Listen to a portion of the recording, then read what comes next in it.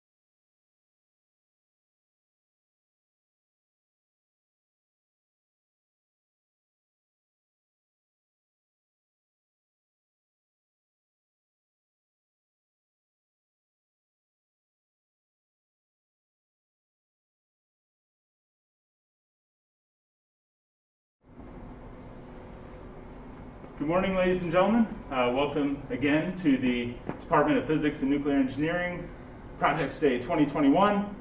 We have our first presenter here, Cadet Anna Osborne, will be giving us a brief on impacts of space weather. So without further ado, I'll let you go ahead and take it away, Anna. Ladies and gentlemen, thank you for coming today. My name is Cadet Anastasia Osborne, and today I'm going to be talking to you about my research for this past academic year into studying space weather and its different impacts, different aspects of it. So to begin with, a little bit of the purpose and sort of why we're here today. At the start of this academic year, I didn't know anything really about space weather. I just knew that it was something that involved the sun and it had different impacts for the Earth's magnetosphere, and that there were different resulting aurora that we could see directly from it. So last semester, I focused more on studying the very basics of it and what major events, the impacts that we could see were, and just sort of underlining why it was important, which we'll get to later in the presentation. This semester, I focused more on studying radiation, a little bit into auroral spectroscopy, and looking at other cadets' work within the department. I felt like this would be useful in order for me to be able to scope what I wanted to do this semester to help my first year or my senior year of research. So to begin, I think it's important that we give some context to what space weather is, or what specifically I'm talking about. So space weather describes the variation in the space environment between the sun and the Earth. In particular, space weather describes the phenomena that impact systems and technologies in orbit and on Earth. Space weather can occur anywhere from the surface of the sun, and then when it reaches Earth, it energizes Earth's magnetosphere and accelerates electrons and protons down to the Earth's magnetic field lines, where they collide with the atmosphere and the ionosphere, particularly at high latitudes. So as can be seen on this slide, this coronal mass ejection, the photons from that will be carried through by the solar wind and interact with Earth's magnetosphere. Two really obvious impacts of space weather are the auroras that we can see. That's going to get into a little bit of aurora spectroscopy and what the observable aurora are, but this is just important to kind of contextualize what we're looking at. So getting more into the basics of space weather events, the three primary things we are concerned with is solar flares, solar energetic particles, and coronal mass ejections. These different things can cause different space weather storms. Coronal mass ejections are primarily responsible for geomagnetic storms. Geomagnetic storms are one of the main causes of aurora, but they can also cause issues for electrical satellites, GPS, and different radio systems. As far as satellites, it can cause issues with satellite scintillation, which is actually something that I believe will be covered later today, but it's important to note that that is a possible impact. The solar radiation storms are associated with both flares and coronal mass ejections and can be a danger to the health of astronauts and people flying at high latitudes. So for example, if we have astronauts aboard the International Space Station, or even an international flight or a terrestrial flight, if we have one of these events, those are all potentially at risk and could require some extra radiation shielding in order to protect them. The final storm that we're concerned with is radio blackouts, and this is caused by solar flares and results in communications and GPS outages. This is particularly important to the Army and sort of the military aspect of this, as both of those are integral to every mission the Army has. And I think it kind of helps to underline the importance of why we need to study these events, because they're like of particular interest in ensuring our mission. So a little bit more into background, this is the driving force of why all of this space weather happens. So sort of talking about the sun, getting into it, within the core there is nuclear fusion that occurs. This is a proton-proton fusion that results from one hydrogen atom. And it results in helium, which is then radiated outwards towards the surface of the sun. And that energy, those protons, are what we see with the coronal mass ejections, the solar flares, and the solar energetic particles that then radiate outwards, are carried across the solar wind and interact with the Earth's magnetosphere. Going a little bit more into the backgrounds or the impacts of these events. As mentioned before, satellite scintillation is a possible impact. We also have the increased radiation, communication systems, damage to infrastructure, electrical systems.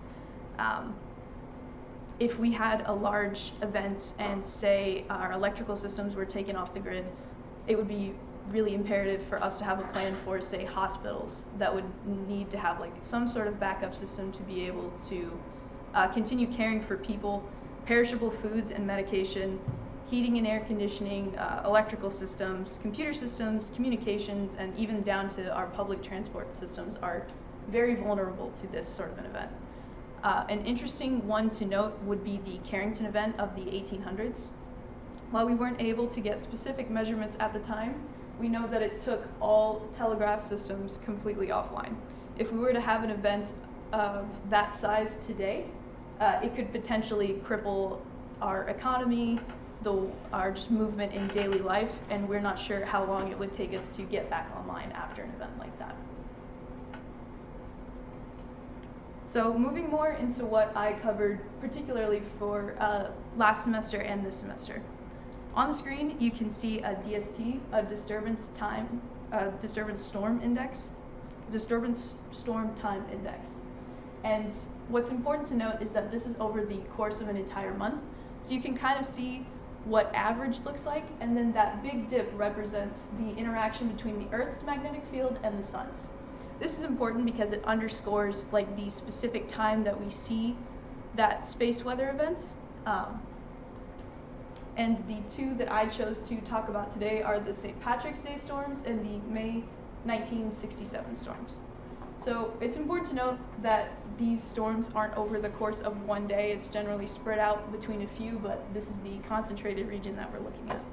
The St. Patrick's storms took Quebec's electrical system completely off the grid, and they had to have a while to actually recover from that. So they're a really great example to see what a possible impact could be.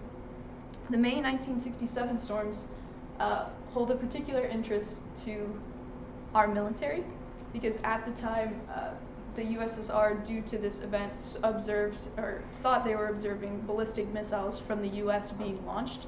So it was potentially a nuclear war scenario, or they thought the US was acting aggressive and it could have caused sort of a counterattack.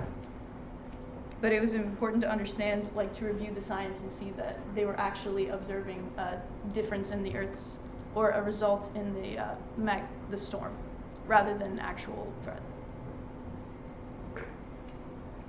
Covering more from this year, something that I was able to start in my astronautics class and continue into the semester was looking at the radiation impact. So as mentioned before, the radiation impact is of particular concern to areas of the Earth with like a decreased magnetosphere, sort of like the South Atlantic anomaly, or astronauts aboard the ISS, any interplanetary travel, or as it seems, the space industry in general is leaning towards Martian colonists.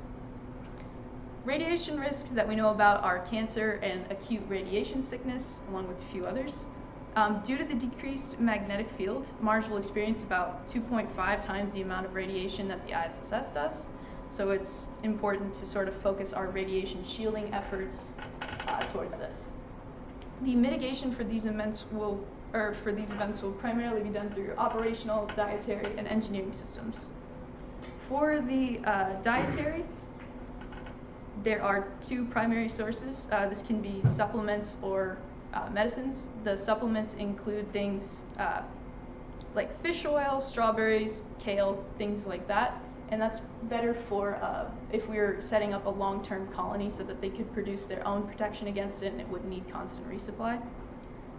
The medicine would be in the form of radioprotectants. So a future we could see with that would be, we have Martian colonists, we detect there's a space weather event coming, and we have a doctor that's able to kind of walk them through it, just like prescribe them radioprotectants, how they should take it, and also moving more into our operational and engineering systems.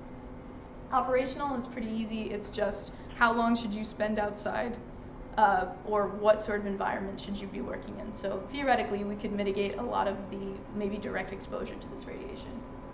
Engineering systems is another interesting one because it covers the suits and homes, or where these colonists would be. Polymer chitin is a really up-and-coming radioprotectant that I think is really interesting, as it's available to be made very quickly. It's any sort of soil or sand and bio-waste, human bio-waste, so that's a possible, but it has very strong protections against radiation, so I think this could be a future for going into Martian colonists. Aurora spectroscopy is another thing that I covered this semester. So humans can observe sort of the optical spectrum of the aurora. It's characterized by emission lines and bands for atomic oxygen and nitrogen. The excitation mechanisms and classifications are integral for classifying sort of the physical interpretation of the spectrums. Different intensity measurements, however, are kind of generally hard to make with the nature of the aurora. So I think this would be something interesting to look further into my first year, as intensity measurements of weak emissions are very poor, and intensity measurements of strong emissions we're not super comfortable with what we're seeing.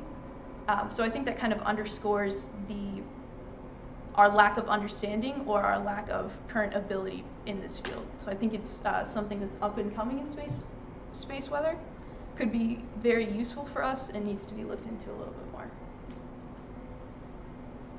Conclusions and future work. So where I want to go for my first year is I plan to create or look into creating a model that predicts potential areas at high risk for impacts of space weather and sort of what the fallouts for those could be.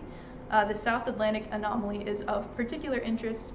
I mentioned it a little bit before, but they have a really decreased protection from different space weather events and radiation. When astronauts in the ISS pass it, they have to actually put up extra radiation shielding in order to ensure that they're not incurring any risk.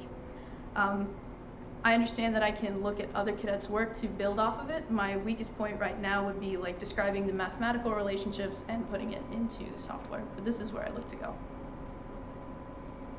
Any questions?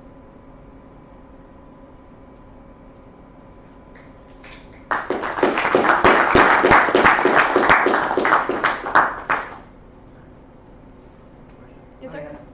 Brief, just a quick question about have you found any ways that you might be able to participate in either the collection of data or the analysis of data from those that are interested in studying radiation or this auroral spectroscopy?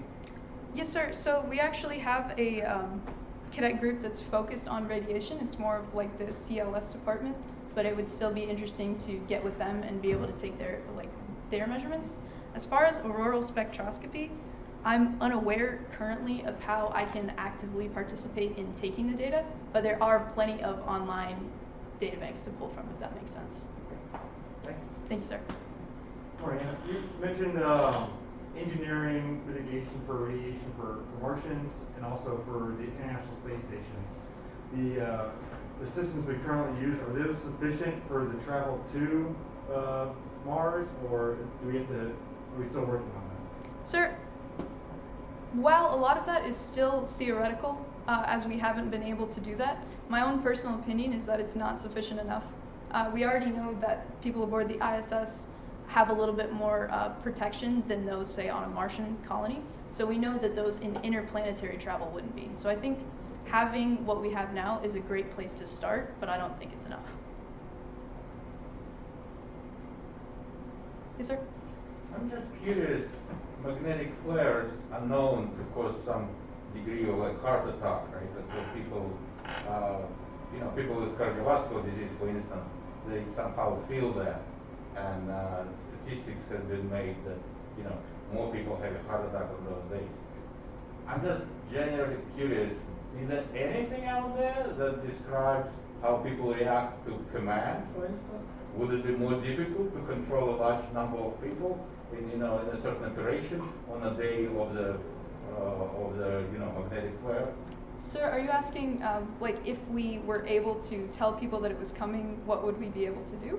Or? No, let's say that if there is an event, would it be difficult to do command and control of a large number of people? Is there any study of that nature? Sir, to be completely honest with you, I hadn't looked into the possible command and control. I imagine it would be extremely difficult to tell people something that they might not understand could have a really big impact on their lives and tell them to maybe shelter in place. I feel like that would be a very hard sell, as the general public doesn't know a lot about space weather, and even a lot of professionals don't know a lot about space weather, so I feel like it'd be a hard sell. All right, we are out of time for Cadet Osborne, so let's give her one more round of applause.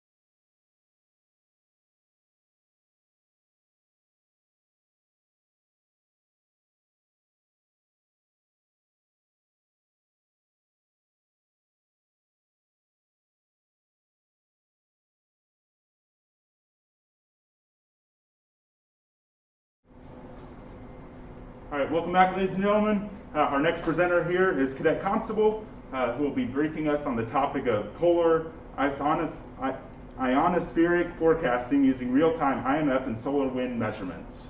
Without further ado, go ahead, Cadet Constable. Thank you, sir. Ladies and gentlemen, thank you for coming to my brief on the research I conducted this semester on polar ionospheric forecasting using the real-time IMF and solar wind measurements. A little bit of a mouthful. So today, like I said, I'll be briefing you on the progress and some of the outcomes of the SP389 research I conducted over the course of this semester, as well as some in the first semester as well. But before moving on to that, I just want to take a second to say thank you to my advisors, Lieutenant Colonel Laux, as well as Lieutenant Colonel Fletcher over in the Army Cyber Institute. Without the two of them, this definitely would not have been possible. So first, a bit of background on solar wind. When we think of terrestrial wind here on Earth, you think of the flow, either laminar or turbulent, of air through our atmosphere. Solar wind's a little bit different. The flowing, obviously there's not as much drag medium through the interstellar medium, and the flow itself is not air, but plasma, specifically small, or fairly large in its scale, but packets of plasma, generally referred to as plasmoids, which for those of you not familiar with plasma, I think we'll hear more about it later today, but it's just supercharged particles coming out of the sun, like Cadet Osborne was talking about a bit. Like most things in physics, this can be modeled fairly well using fields. So in this animation, you'll see the oncoming solar wind as the orange field lines. You can see them interacting with the magnetic field of the Earth. Like Cadet Osborne was talking about, this subsolar merging leads to field-aligned currents and charged particles flowing along the magnetic field lines, depositing largely in the polar regions. And you'll see the same behavior occurring later after great enough time and or intensity of solar wind, where the tail side magnetic reconnection triggers these field-aligned currents. Like Cadet Osborne talked about, this does happen worldwide, and you see these effects. However, the important thing to notice here, and that's specific to my project in the polar regions, is that while large magnetic storms affect the entire globe, even small fluctuations can have great effects on the polar regions, because that is the center of the target of this charged particle precipitation. Next thing you need to understand is skywave propagation. This is an important principle within HF, high frequency, as well as VHF and UHF radio communication. So the use of skywave propagation allows us, or allows transmitters to see beyond line of sight, to transmit further than a straight line between the transmitter and receiver. The way this occurs is through tight refraction. For all intents and purposes, you can think of it as reflection off of the upper layers of the more optically dense ionosphere. Some important things for the user end in this case are the maximum usable frequency, which is the greatest frequency that can be used without being so energetic that it passes directly through the ionosphere and does not get reflected, which is a function of the critical frequency, which is simply the maximally usable frequency at vertical sounding, as well as the lowest usable frequency. A frequency is deemed too low, typically by excessive path loss before reaching the receiver.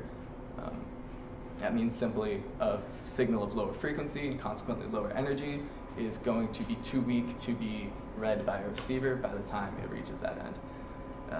So what for the operator at this side means that you need to use a frequency that is comfortably above the lowest usable frequency. You want to use higher frequencies if you can because they're received in greater strength. However, if you use too great a frequency above the critical frequency, it will pass directly through the ionosphere and not be received.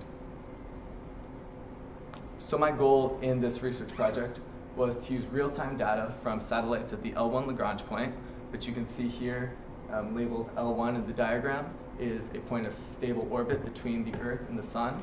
It's about 1,000 miles away from the Earth, or just a few light minutes, to create a nowcasting, or a real-time forecasting model for the critical frequency, from which can be determined the maximal usable frequencies at various angles of the F2 layer of the ionosphere, the principal layer for most skywave propagation. I'll be doing this specifically in the vicinity of Tromsø, Norway, and when I discuss my data sources, I'll talk a bit more about why I chose this site. Some of the motivation behind this, like I said, is to provide real-time critical frequency values for radio operators on the ground, be them amateur commercial, industrial, military, etc. And also simply to give further insights into the effect of solar wind directly on critical frequency at this altitude, or this latitude, excuse me. Additionally, something I learned along the way is that there's lots of gaps, of course, in this data, and there's need for a lot of interpolation. So having a solid model for areas like this could also help expand the database of critical frequency measurements in these regions. So as this is an extremely data-intensive research topic, like much of space science, I'd be remiss if I didn't address the source of my data. So like I spoke about, at the L1 Lagrange point, there's a suite of satellites, one of which, and the one from which I'm drawing most of the data at this point, is the ACE satellite. ACE, standing for Advanced Composition Explorer, is a satellite that hosts 9 instruments working up until this point. You can see them listed at the bottom. Most interesting to me is the real-time solar wind suite of instruments, as well as the magnetometer, which tells a bit about the orientation and strength of the magnetic field of the solar wind as it passes by these satellites, in addition to the onboard mass spectrometers, which tells a bit about the content of the solar wind in the form of proton density. So that's a lot of my explanatory variables. That's the upstream L1 real-time solar wind data. So what I'm comparing it to here on Earth is readings of the F2 critical frequency from the ISCAT, European Incoherent Scatter Radar, at Tromsø, Norway, and dynasons from that, which are a series of vertical incidents that scans across various frequencies and listens for the echo response off of the ionosphere. They can derive a number of features from this, but namely, the highest frequency that they hear back is the critical frequency at that point, or like I stated, the maximal usable frequency for vertical incidents. As you can see on the map here, it's in the heart of the auroral circle, which, as we learned in Cadet Osborne's presentation, is a very good and simple visual indicator of where this charged particle precipitation is occurring. Additionally, at about 69 degrees north latitude, it's only about 10 degrees south of the current position of the magnetic pole. So when faced with any data, it can be a bit overwhelming. So this is what I came into. You can see in the top 8 graphs, with the top left being time simply for reference, the various input parameters that I looked at, being the speed, the group velocity specifically of the solar wind plasmoids, the proton density, temperature. The B, X, Y, and Z represent the 3 mutually perpendicular components of the magnetic field of the solar wind, as well as field being the magnitude. And time shift is a function of the speed, as the data I used was shifted to the Beauchoc nose, or was the shift that presents the effective values in both time and space if they were to occur at the Beauchoc nose, which is the most solar side of the Earth's magnetosphere. So as you can see, looking at this, it's relatively stationary over the period of this year. However, within it, you see a large number of peaks that happen quite sharply, abruptly, and you can maybe see in some of them that there's a smaller pattern within on the scale of, say, a month, possibly, definitely a day. So how do these all relate, though? When you have such various time series, you can't just use simple regression tactics. The reason for this a lot is there may be lag between the 2 time series. Understandably so, something that happens 1 million miles away from the Earth takes a bit of time to affect things here on Earth, even with a relatively quick response of the polar regions. So in order to address this and to see if we were on the right direction, we use something called Granger's test for causality, which is a measurement of the covariance of a large number of variables, which as variance tells how one variable moved, covariance tells the relationship and how 2 variables move with one another. In the table here, you'll see a series of p-values. For anyone familiar with traditional statistical tests, you'll recall that a p-value is simply the probability that the observed pattern happened purely by chance. Consequently, a low p-value in here suggests a good degree of covariance. Across the top, you see my explanatory variables, and down the left side, you'll see my response variables. So for any given value, it is the probability that the variation or the correlation between the explanatory and that particular response variable happened purely by chance. So I'll go a bit more into the BZ and F2 critical frequency relationship here and show you what that looks like. So for some small amount of lag, you can see that this plotted X and Y might not be very intuitive. You can see that it's very dynamic data, and you see a lot of sub-patterns in here, right? What you'll see is if you were to time shift the data, you'll start to see corresponding peaks. These are things that can be hard to see at first, but Granger's test for covariance shows that to some degree this does exist. You can see this time shift of about 20 to 30 minutes, and that's consistent with the lag order of the Granger causality test. So what you take away from this, seeing that there is a relationship, but obviously there's a lag time between the two. The question then is, how do you model this to forecast time series of this nature? So the answer for me was vector autoregression. For, I think this crowd especially, the physics crowd, you may be familiar with numerical methods for solving, say, coupled equations, how one affects the other, and you build upon the values of one to input into the other and use a series of approximates to take a good guess at the forecasted future values. So that's about what this is doing in the vector autoregression model, except with two unique parameters. So in this case, we ran the vector autoregression model for a small time scale. You'll see this is just over the scale of a few hours, as I'm looking to forecast only within an hour ahead of time. And you'll see that this is predictions for up to 50 minutes out. You can see the actual data in orange and the resulting VAR prediction in blue. The mean squared error for this one, as you can see, is relatively low, 0.1. However, it's important to keep this in context and realize that while this fits this test data, that won't generalize to everything. So looking at a different interval progressing in time, you see that the mean squared error fluctuates, but it missed this, this sudden drop in frequency completely. So that was something unaccounted for in the model. As we progress, we see two more sudden drops in critical frequency that the model was unable to account for, while it's still relatively accurate to the mean and keeps a higher but relatively small mean squared error. Here you'll see that that mean does increase and the model fails to follow exactly.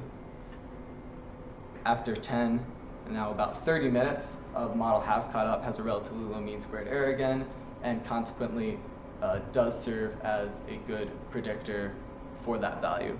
However, we're now 40 minutes past the onset of this initial increase in average value that's so important to the operator at the ground level, and additionally, we missed a positive spike there. You can see here that while this is one of the best fits, according to the mean squared error, it took a little while to get there. So overall, the findings and what do we see here is that vector autoregression is not sufficient in and of itself to predict the F2 critical frequencies. So like I noted, the model failed in regions of extremely high volatility, missing spikes. As we know, the ionosphere is fairly volatile, and it failed to predict the moving average. While it followed it, those are the kind of trends that we want to follow. Additionally, like I talked about, there's a lot of things that affect the ionosphere, so the training data may be muddled by all sorts of factors. So addressing specifically the moving average, I see I'm running a little short on time, so I'll go especially into the continuing steps.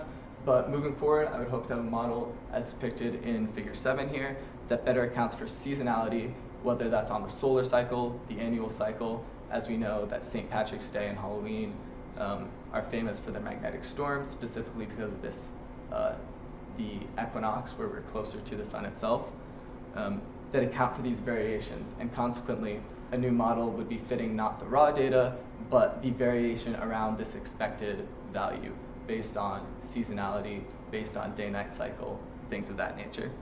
Additional, given time, we can look at the use of a long short-term memory neural network. This is a form of recurring neural network that is specifically applicable to time series because it uses not just single inputs, but is designed to have a recursive knowledge of past values.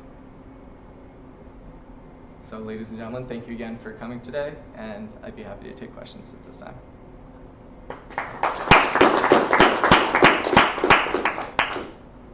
Yes, sir. Yeah, regarding the model that you used, it apparently, like you mentioned, had several flaws. How involved were you in the creation of that model, and have you heard or seen any other models that might be used, or what kind of further work did you do to maybe tweak the model that you have?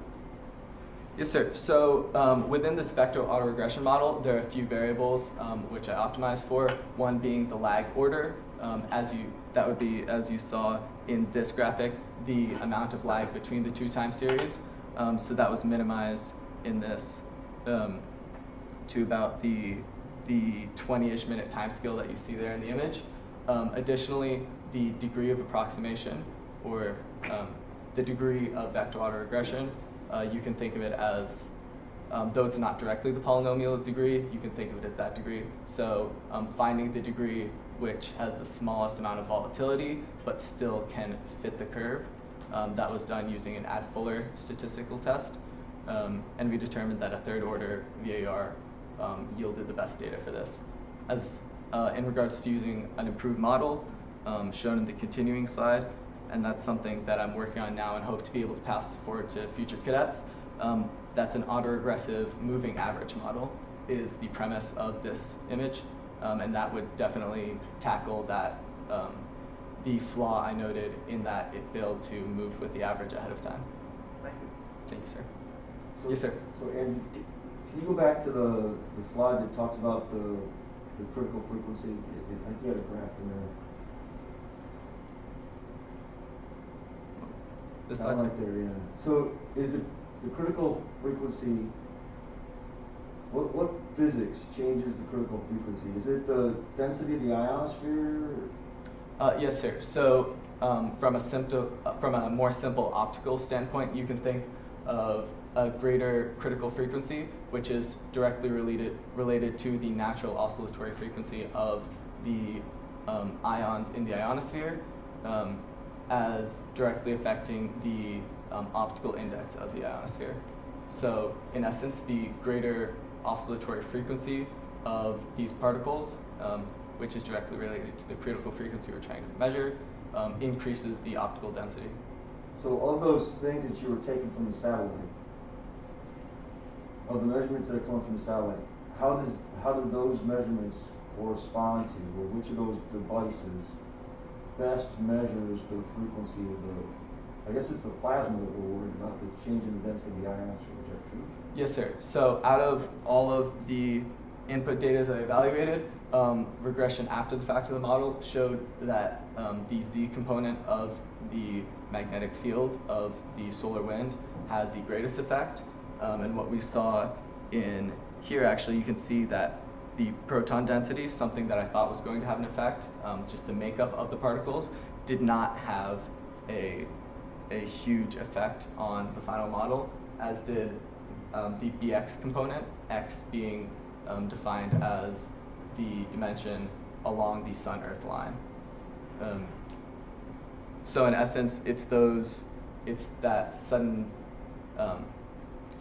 the component of magnetic field that is aligned with the Earth's magnetic field that causes that merging behavior that we saw in the animation that ultimately results in the greatest amount of charged particle precipitation, which is ultimately causing this change in critical frequency.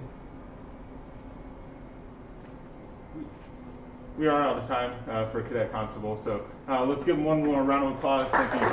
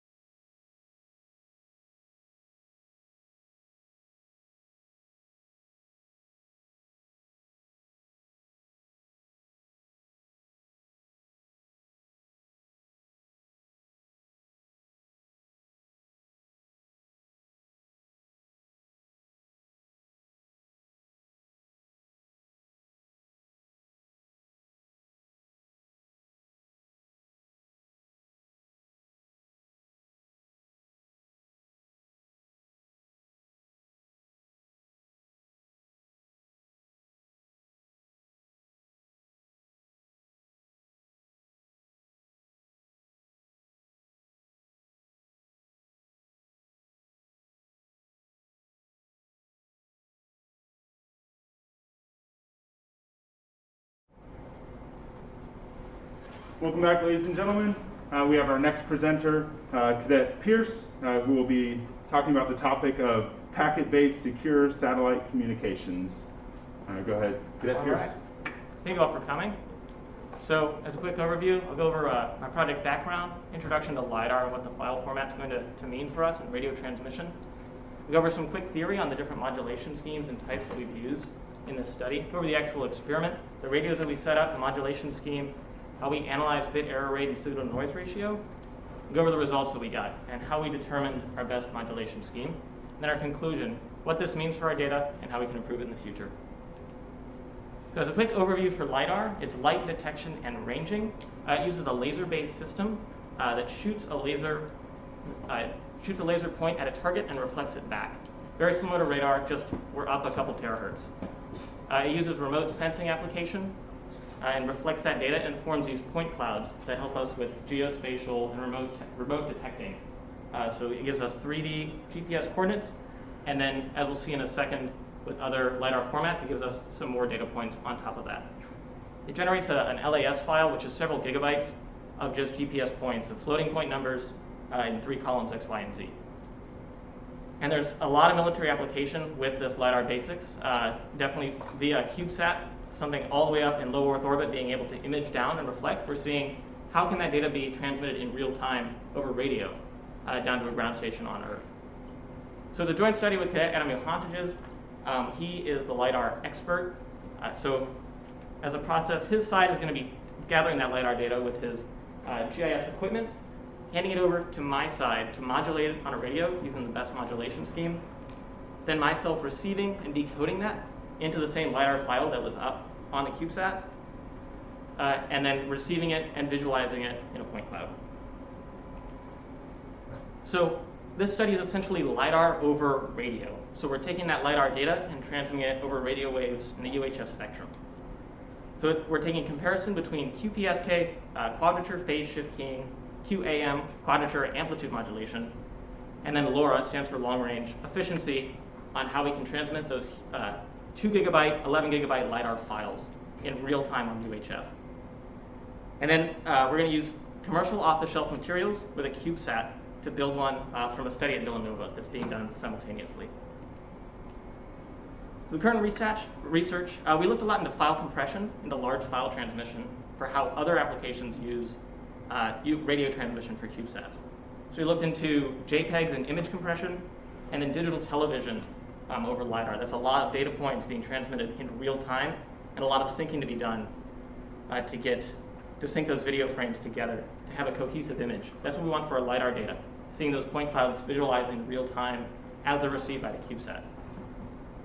We looked a lot at signal to noise and bit error analysis. Signal to noise is how strong your signal is versus how strong the noise floor is right below it. Bit error analysis is going to see the percentage of bits that don't match up between your 2 samples versus the total amount of bits present. So we want a low bit error rate as possible. And there's a lot of store and forward technology because of the low Earth orbit application. So maybe we gather our LiDAR data on a target, and as we go back over on those 90-minute periods, we're able to transmit it back down to Earth at a certain point when we've reached that point. And then we did a lot of research on the actual LiDAR file formats. So this drastically increases our size and our requirements for transmission. So we stuck with core 0 because that had the lowest amount of data for us to use. So core 1, as you go up, adds time on the GPS. 2 is going to go up on color channels, RGB values, and it's going to increase from there, which is just going to increase our file size. For actual experiments, we designed, simulated, and tested signal parameters for the QPSK, quadrature phase shift keying, quadrature amplitude modulation, and that LoRa LiDAR transmission. So there are several parameters of interest to our study. First, look at our signal bandwidth, how much our signal took up. For example, binary phase shift keying, that's only a 1 and a 0, that's 2, as opposed to quadrature phase shift keying, which is 4 different symbols per bit. The binary is going to have smaller bandwidth, take up less space, and be more efficient at transmitting at the cost of a higher transmission time instead of symbols per second. So QPSK has 4 symbols per second, that's the quadrature. QAM, which is used in cell phones, can go up to 16 or 64 symbols per second. The bit error rate, as I said, analysis on how well our signals actually perform with an increasing signal-noise ratio. A lot of experimental variables that we used as well. So for our experiment, we set up a transmit-receive modulation on an Ubuntu system using a GNU Radio Companion and MATLAB, and simulated our atmospheric noise with a noise voltage channel and then just an increasing white Gaussian noise.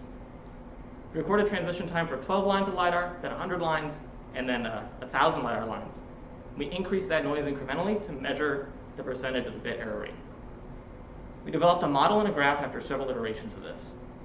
But we did have limitations to the model, as I'll show soon. So on CubeSats, there's Doppler shift, as we're all familiar with, about 20 kilohertz from a CubeSat in low Earth orbit flying over to a target. And we were only able to use white Gaussian noise to simulate this noise.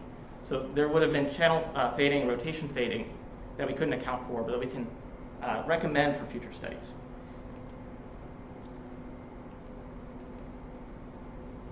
So channel modulation, error schemes, and then we developed our model after several iterations with those LiDAR lines. So this is kind of our process, our experimental process for creating our diagram. So first we started with our LiDAR data, converted that to a constellation. I'll show in the next slide what that looks like. It's our symbols per second. Instead of 1 bit per second going in, you have about 4 going at the same time. So we added a header onto that for synchronization and error correction. And then we transmitted it out into the atmosphere, gave it the noise channel, and received it, and then synced it together, demodulated it, and then saw how that correlated with our bit error rate on either side. So here's what it looks like for BPSK. That's the constellation right there. You'll see binary is 1 and 0. So we have something, this is along the in-phase axis as opposed to the quadrature, which is the y-axis. So it is either a -1 or a +1, and that's our constellation. So QPSK, you can think, is going to be 4 at a time, 16, QAM, 16 at a time. That's our studies that we found for BPSK, the noise voltage. I'll interpret that in just a little bit. So here's actually what we found for our bit error rate analysis for BPSK and QPSK. So it's actually the exact same because it's the same modulation type. The variable changing between BPSK and QPSK is going to be that transmission time. As opposed to 4 bits per second, you only have 2 bits per second. It's going to take a lot longer, but there's going to be more redundancy. BPSK is actually used for telemetry on CubeSats because there's a lot less data to transmit, so there's a lot more redundancy available. Here's what we found for quadrature amplitude modulation. That's what's used in your cell phones, so kind of a low transmission range going to a cell phone tower, but it needs to be high power with low noise ability. So as you see, decreasing QAM for the bit error rate. What we did now is we applied a forward error correction, a header on each of our GPS coordinates to sync together the bits for each iteration. So as you can see, the signal noise ratio went much longer. There was a much lower bit error rate, which is preferable for application. Now the problem here is it's going to take more computation to put a forward error correction on each bit, and then it's going to take more transmission time because you just have more bits. And if you see at the top of the graph, all the way up here, it starts off with a higher signal noise ratio. That's because it begins with a higher signal to noise or bit error rate, because at a lower signal to noise, you have more bits present in total. So at that low signal to noise ratio, it's just bits at that point, so the rejection rate is going to be higher. So we also looked into a LoRa scheme. LoRa is a spread spectrum type scheme. That's what it looks like on the spectrum right here. So it takes up about 6 megahertz of bandwidth and uses a church sped spectrum. So it's very low noise, very low power, very long, wide transmission range, able to overcome those 150 decibels that you'll see in LEO path loss. The problem here, of course, is since it takes up so large of a space, it'll be hard to synchronize that frequency over the entire transmission time. So it's very susceptible to Doppler fading and rotation fading.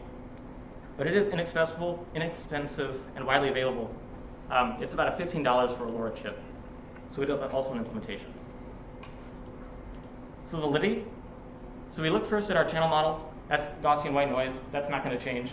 We can add more with other applications. But we compared directly between the bits for elimination of any confounding variables. We looked at the 1s and 0s instead of the actual integers and floating points afterwards. So we're quantifying our uncertainty. The bit error rate is our rejection ratio between the invalid bits and the total bits. The QAM, we were able to actually align it in the study. So we were able to see that it was able to transmit much better with that forward error correction. And it's all a variation of transmission time, so that's our second variable aside from bit error rate.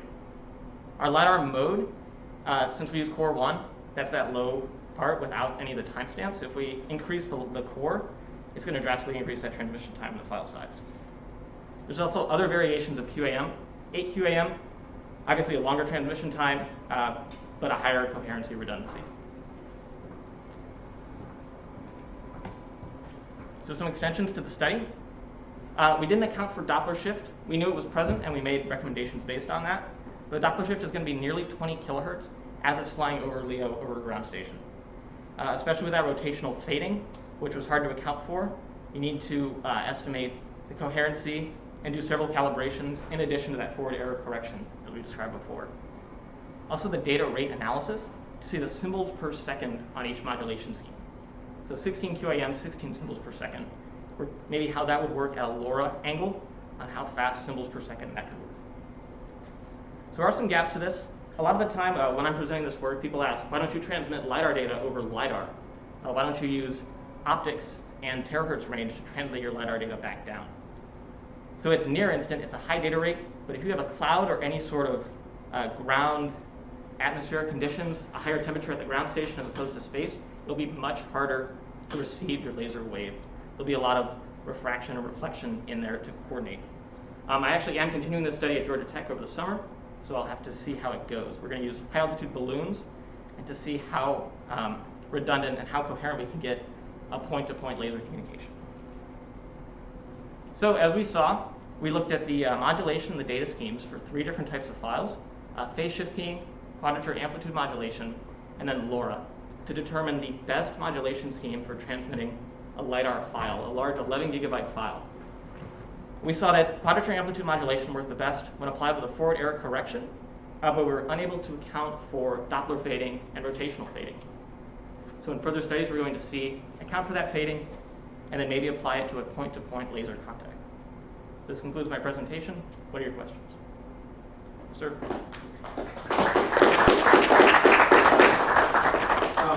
Their file sizes sound really, really large.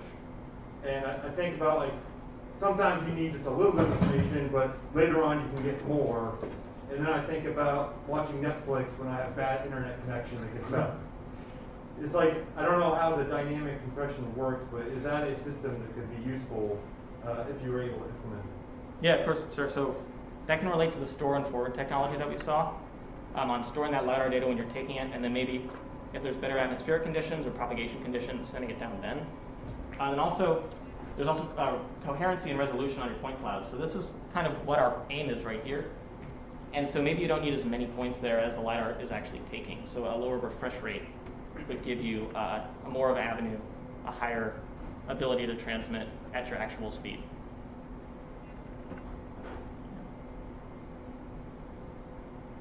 All right, if there's no further questions, got to move along here, so let's give him a round of applause.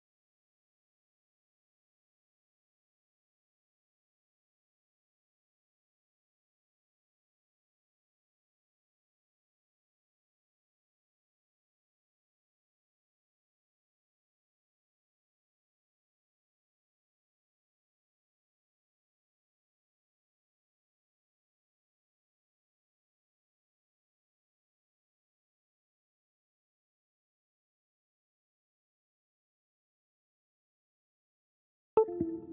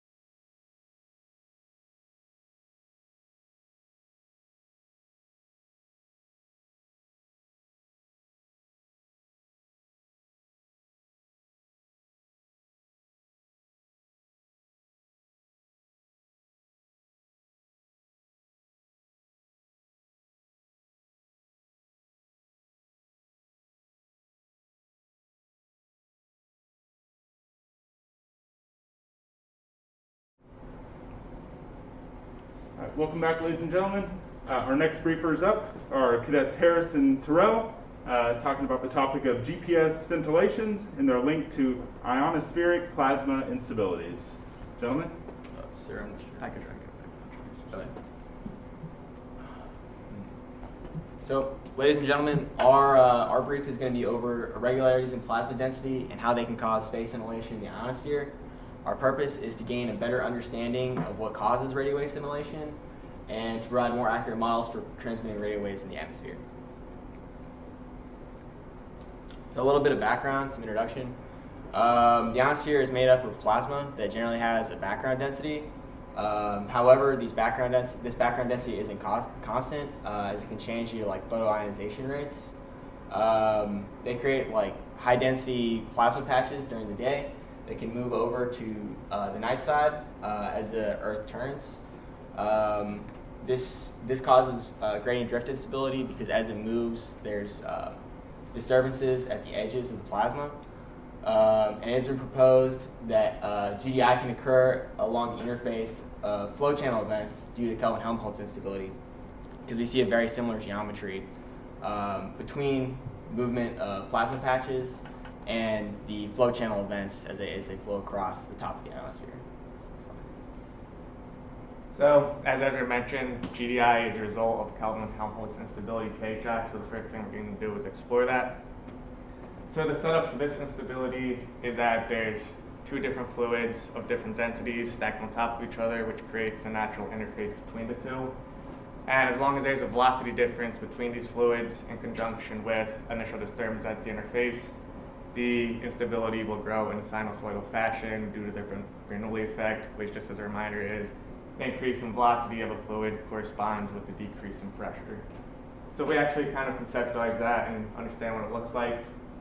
If the x-axis is the interface between fluid 1 and fluid 2 of different densities, and this sine-looking wave is the initial disturbance, at the crest where the velocity is forced to move faster, there's going to be a decrease in pressure, while the pressure underneath remains the same. It's going to cause lift up in this direction, down in this direction, much in the same way as the Bernoulli principle causes lift in an airplane. And eventually, when these crests grow higher and higher and higher uncontrollably, they'll interfere with the velocity field to this point where they topple over and the densities mix very turbulent. So now that we kind of have an understanding of what KHI is, we want to understand how it actually manifests itself within the ionosphere. There are several Sun-Earth interactions that kind of explain this, but the general idea is we kind of had an idea from the previous presentations what they are. The Sun has a differential rotation rate, meaning the higher you go in latitude, the slower it rotates. The effect this has is that the magnetic field lines of the Sun kind of twist and turn, forming sunspots. They don't want to stay there. They don't want to stay that way. They're not permanent. They always want to realign, and they will realign, but they will usually expel some kind of plasma or high energy particles towards the Earth. Sometimes it's not strong enough. It's just an electromagnetic phenomena. But what we're interested in is when they actually shoot these high energy particles towards Earth. What happens is when these particles travel towards Earth, they don't go straight through the magnetic field line. They usually bounce off and either scatter into space or most of the time just follow the magnetic field lines and enter into the poles. As Anna talked about, coronal mass ejections, geomagnetic storms work the same way. Flux transfer events, as you can see, the day side magnetic field of the Earth is kind of compressed. This is due to solar winds, but also because the magnetic field of the Earth and the Sun are constantly at odds. About every 8 minutes, they'll kind of touch each other and create a portal for these high energy particles to flow through. And if you remember Cadet Constable's diagram, or not diagram, the video of the solar winds inverting the day-side magnetic fields of the Earth, eventually dragging them along to a critical point where they can reconnect and send the plasma back towards Earth. That's the idea of magnetic reconnection. So now that we have an idea of this plasma traveling to the poles of the Earth, creating this flow channel, where does the perturbation at the interface come from? And we were kind of looking at explaining that to be the result of coronal mass ejection shock wave, or Moreton waves, which more generally are the effect or the shock waves that follow strong fluid flares and other events. Alrighty, so GDI, basically, if an enhancement of the plasma density is present, when an external force on the same volume of plasma, do like an electric field, like he was talking about, it could be a shock wave. Sinusoidal disturbance occurs. So in this case, right, you have that plasma flowing across the top of the ionosphere. The ionosphere existing at background density creates a difference in plasma densities. The shock wave causes like a sinusoidal perturbation. Charges can accumulate at the interface of those two plasma densities, and that creates a charge separation that will continue to squeeze the plasma. So this can produce a polarized electric field, which in the presence of a magnetic field increases the disturbance and produces the instability. And that instability grows, creating irregularities.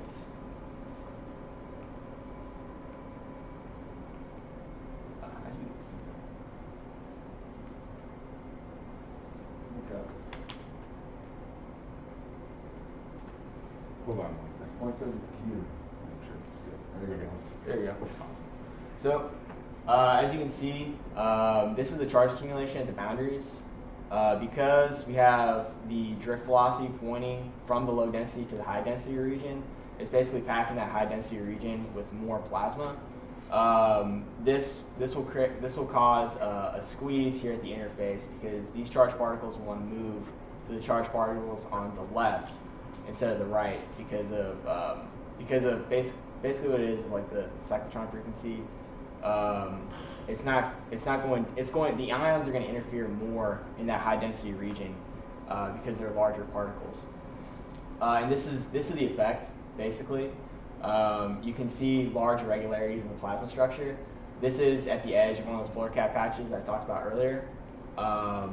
Basically, it's caused a squeeze, and this would be like a sinusoidal perturbation at first, but then as GDI occurs, it squeezes the plasma, creating areas of low density, high density, low density, high density in the ionosphere.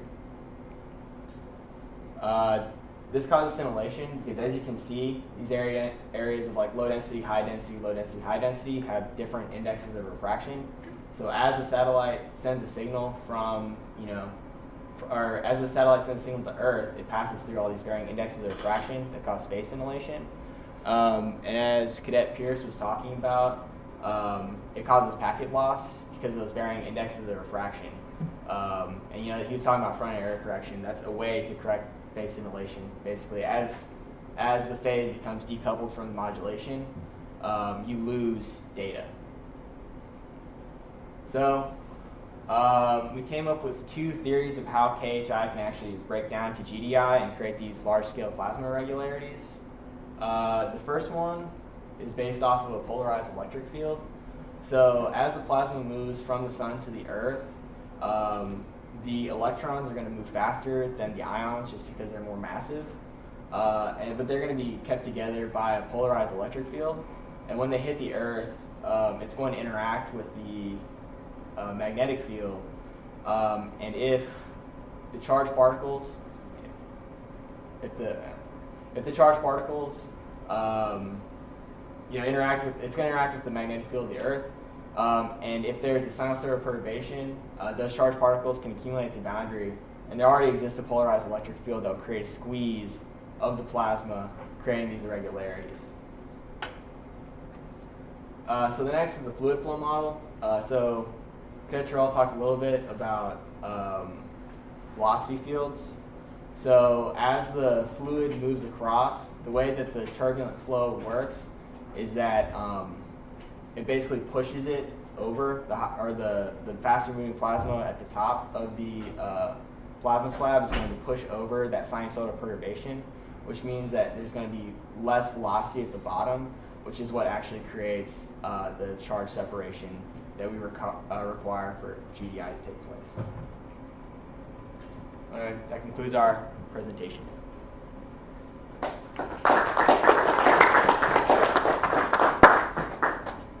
Yes, sir. Good question. So the physics here seems to be two fluids moving with respect to each other, right? Different velocities, and that kind of eventually results in some kind of disturbance. I guess I'm just curious what keeps them separate. In other words, I guess you mentioned that there were different densities in the plasma. Yes, sir. So why don't they come to some sort of equilibrium eventually? And I guess that's the difficult part I saw was kind of why are they separate to begin with? So I can't answer that. So the reason I separated to begin with is they have different densities, so it does create that natural interface. Your second question is why don't they reach an equilibrium point? So as long as there is a velocity difference between them and there is an initial disturbance, there isn't going to be equilibrium because that sinusoidal fashion is going to grow and grow. Eventually they're going to turbulently mix, and they will reach an equilibrium state in the sense that once the velocity's gone for a while, they'll just settle back to their normal selves. That's your question, Yeah, sir? that's great. Yeah, thank you. All right, let's give them a round of applause. Thank you.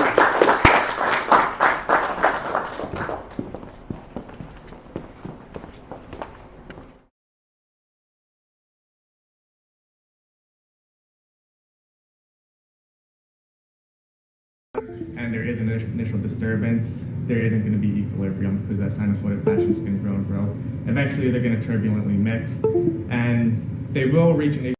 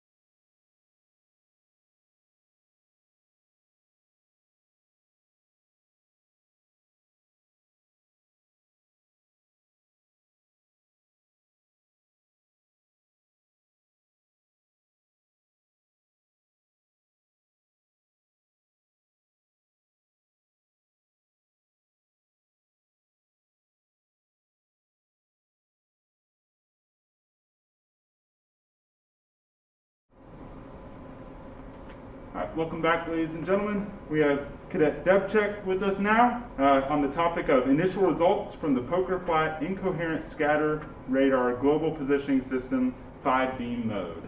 Take it away. Good morning, ladies and gentlemen. I just want to thank you all for being here, taking the time out of your day to pay attention to what I have to present to you all. So you can see the agenda right here on the slide.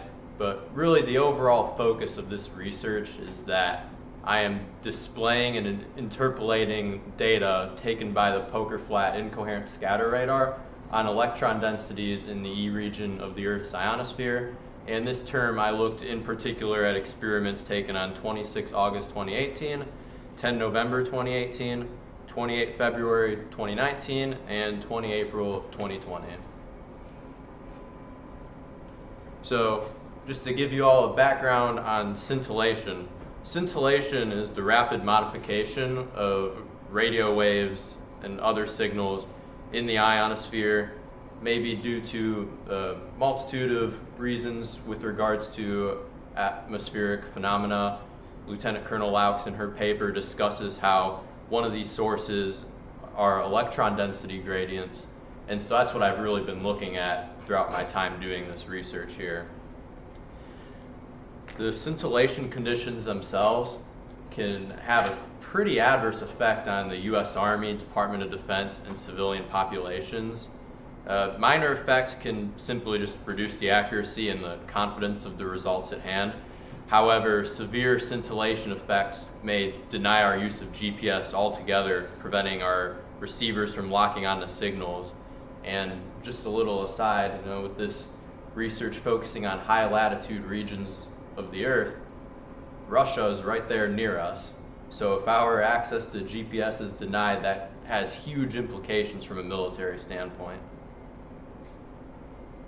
So I'm using data collected by the Poker Flat Incoherent Scatter Radar. It's located up at the Poker Flat Research Range near Fairbanks, Alaska. I included a picture right there. And this data collected from the Poker Flat Incoherent Scatter Radar is available to the public through SRI International ISR database. So now just to give a bit of a background on the actual data interpolation that I performed. So Poker Flat Incoherent Scatter Radar, the data that I'm given are discrete data points of electron densities collected at differing points within the E region of the ionosphere. And just for reference, the E region constitutes from about 90 kilometers to 150 kilometers in altitude. Now, Gauss's law tells us that charge density is related to electric potential. And so, because of Gauss's law, I'm able to justify the use of linear interpolation to predict what these charge densities, in particular electron densities, might be in between these known points collected by Pfizer. And in doing so, I'm able to take this discrete data given from Pfizer and turn it into continuous data that can tell us a lot more about what's actually going on at the site where the data was collected. And so I used MATLAB's grid data function. This entire visualization was done in MATLAB, by the way. I'll have plots in just a moment. But MATLAB's grid data function allows for linear interpolation over a three-dimensional space. Now, I've mentioned linear interpolation quite a bit. Essentially, it's when you have 2 points of data or more, and you essentially create a line connecting those points of data together to generate the data in between and thus convert the discrete data into a continuous set. So grid data allows us to do this over three-dimensional space. And then, additionally, I used the linear interpolation function modified for my particular case with electron densities and time to actually do this linear interpolation in the MATLAB code to also account for different periods of time. I will show you all why this is important later on. So I'm just going to take you through some of the videos of the different dates that I analyzed. You can see right here, these are the raw data points collected by Pfizer. Right here is the interpolation. And then right here is this lower clicker is not being very conducive, but the lower axis is time, the left-hand axis is altitude, and the color represents electron densities. You can see on this date there wasn't too much activity. There was a little bit right here, but not too much activity. Fortunately, you can learn a lot from where there's no activity as well as where there is activity. Each video is roughly 30 seconds long, by the way.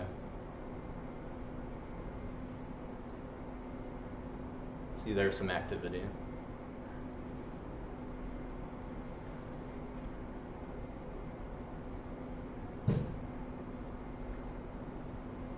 All right, moving along to the next date that I looked at, February 2019. Again, not very much activity, but you can learn from where there's activity as well as where there's no activity. Plots are the same. One thing I would like to point out on these two dates, I actually did look at the visualization up into some of the lower F region. You can see it goes up to 200 kilometers on this plot. I was just interested in what some of the data might look like at the lower F region, though most of my work has been concerned around the E region.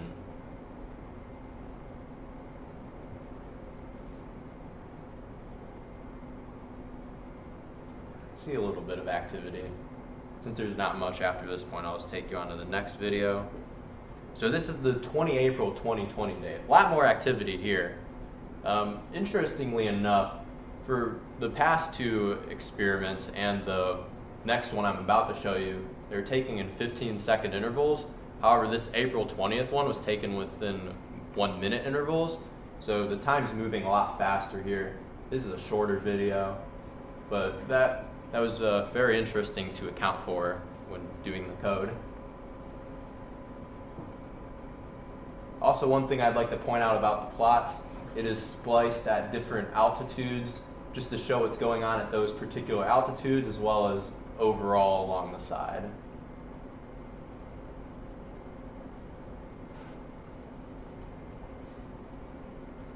Now this one I'm very interested to talk to you about. I've been looking at the 26 August date for quite some time now, and there's a bit more going on with this plot. You have the three same plots that I mentioned earlier, but you also have scintillation data, which shows the S4 and the sigma phi scintillation, S4 being amplitude scintillation, sigma phi being phase scintillation.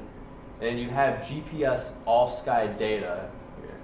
This video looks similar to some of the previous videos I've shown throughout my time doing this research project, except I incorporated the temporal interpolation that I mentioned earlier into this video.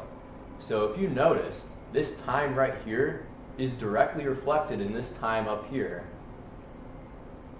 The data was not collected at those times. I used the temporal interpolation equation up here that's incorporated into the code to generate data from the existing data that corresponds directly to this all-sky data right here.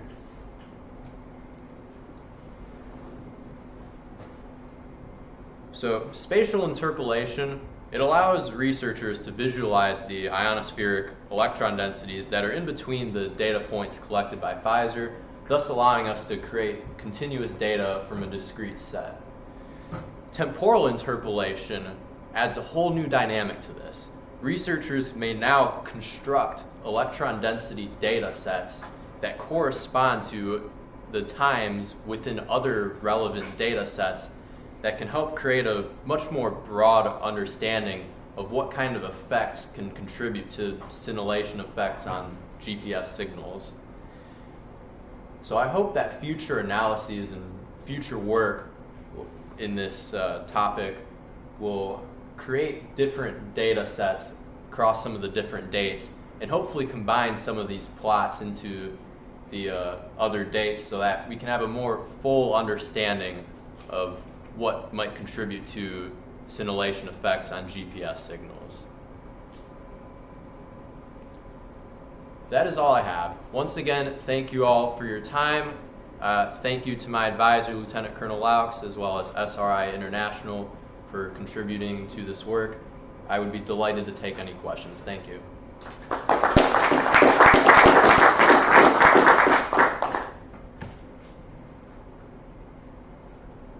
I'll ask a question. Yes, sir. Can you go back to your graph that you found, and slide that you found most interesting? This one right here, sir. Yes. What does the red line represent on the top left of your animation there? The red line that looks to shift as the animation plays. In the upper left corner, the upper left I see corner. what you're talking about, sir. I believe that's the center of where the beams were focused. The radar center? I'll help with that. That's the path of the GPS array that corresponds to the scintillation at the bottom. Okay. Thank you, As ma'am. those colors change in those clouds, what does that physically mean? Does that mean the electron density is shifting, like there's current flow, or? Electron densities are changing, sir. So I should have mentioned this, but the more redder colors mean that there's increase in the electron density, whereas the more colder blue greens mean there's less. And that's reflected on the side Say that here. one. Are you saying it's an increase or it's just a larger number? Larger numbers, sir. Yes, sir. You mentioned that you're focused on the E layer of the ionosphere. Yes, sir. And I know, like, for skywave propagation, we're usually interested in like the F layer and the D layer. But like, is this because GPS signals are particularly affected by the E layer, or is it just something that you wanted to focus on instead of the other two? Well, sir, a lot of research is focusing on this F layer. I in particular wanted to focus on the E layer, also because that's what Lieutenant Colonel Laux is focusing on in her paper. So that's mostly why we've gravitated towards it. But I did look into some of the F layer and some of the other plots just because I was interested. So they also affect the GPS signals as well? Yes, sir. Yeah, okay, thank you. All right, let's give him one more round of applause. Thank you.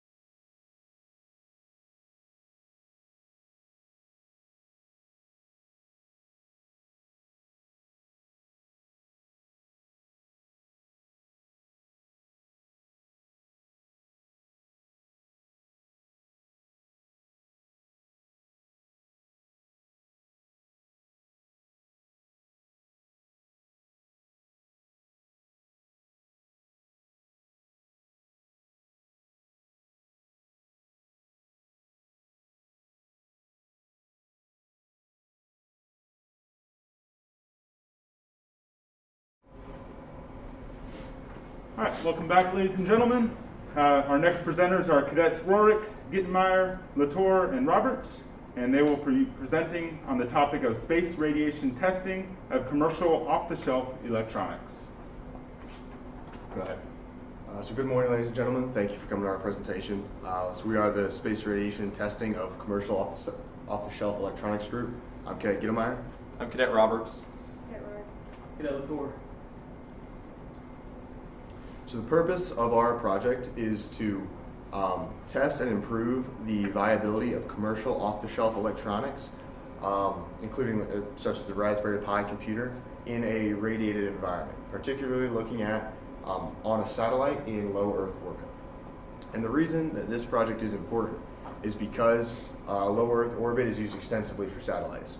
The artist rendering up here kind of gives you a graphical depiction of how many satellites are used in low Earth orbit.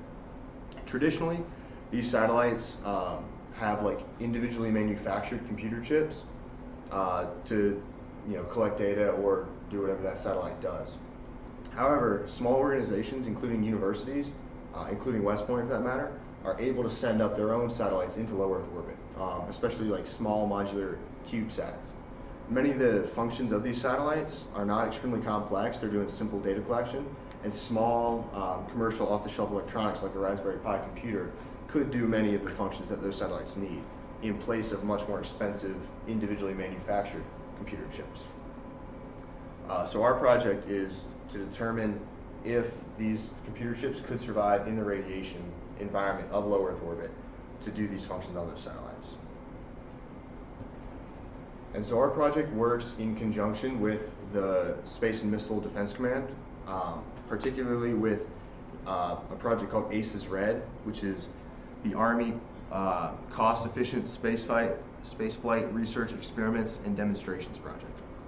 And so the goal of that project is the same as the goal of ours. It's to reduce the cost and complexity of satellites in low Earth orbit.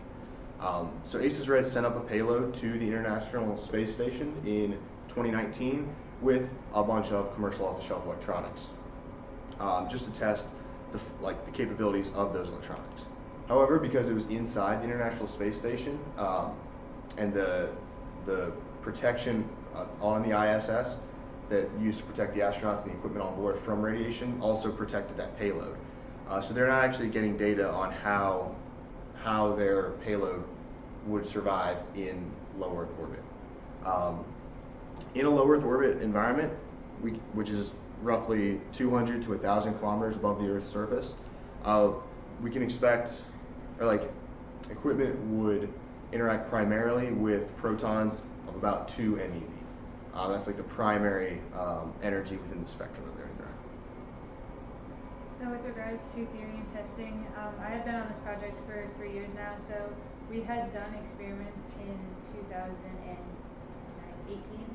and 19, where we had conducted a total ionizing dose test. So for this, we had used the lead box, as you can see pictured here, a lead aluminum box actually. And this is the inside of the setup. We had 8 Raspberry Pis. On the day of testing, I believe only 7 or 8 were functioning, so we went with that. The test was conducted to get a current draw, which you will see in subsequent slides. We used this current draw to see the viability and communicate back and forth with the Raspberry Pis to see if they were functioning. And then once the current draw was lost, we determined that that was a point of failure. So we were able to see that these Raspberry Pis did have some viability, as the CPU, or the central processing unit, was able to function longer than a general deployment would be, which is about 8 months. The large schematic is that to get imaging of certain areas, those satellites are very expensive, and lower ranking officers cannot necessarily get that information quickly. However, if the satellites were able to be made significantly cheaper and only go up for your deployment, then that way you could get access to those images a lot faster, along with the other abilities of just reducing the cost with regards to satellites. So because of that, we wanted to see if we could then modify the Raspberry Pis in a slight way to still maintain them as inexpensive as possible, yet see if we can change and shield the USB component, because that was the first one.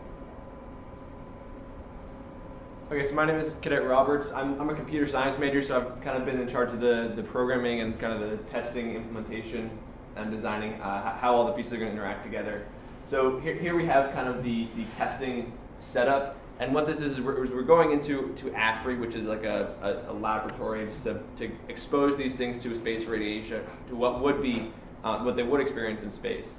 And when we're in that radiation environment, what I'm trying to do is pull off a couple measurements from the test devices. We're looking at current draw and then also CPU output. So we want to make sure that these devices are surviving, so they should have power and they should be able to process whatever tasks we're asking of them.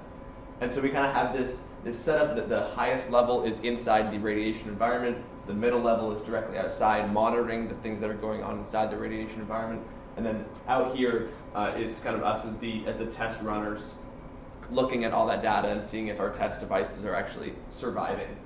And so as Cadet Rorik mentioned, the theory tells us that as these test devices are exposed to radiation, they will experience a current spike and then a subsequent drop, and they'll die essentially. So we've kind of designed a way to measure the current draw off of the test devices, register that, send it out to the computers that are monitoring, and then do the same for some kind of CPU process that's occurring on the test devices. And this all works through a network and through some hardware, which Frank will touch on next. So this is the hardware that's going to be inside the lead capsule. So in the previous experiments, they just had these components like loosely inside the lead capsule, but there's a better way to do that, and that's going to integrate it onto one printed computer board. So the computer board is actually being put together right now through the EECS department.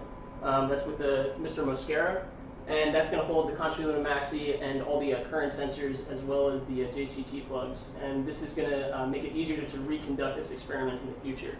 And also, like, having the ability to make this here at West Point is huge, so we don't have to constantly outsource that. Okay, so hitting back on the previous results, these two are the current draw that we had from the test in AY 2019.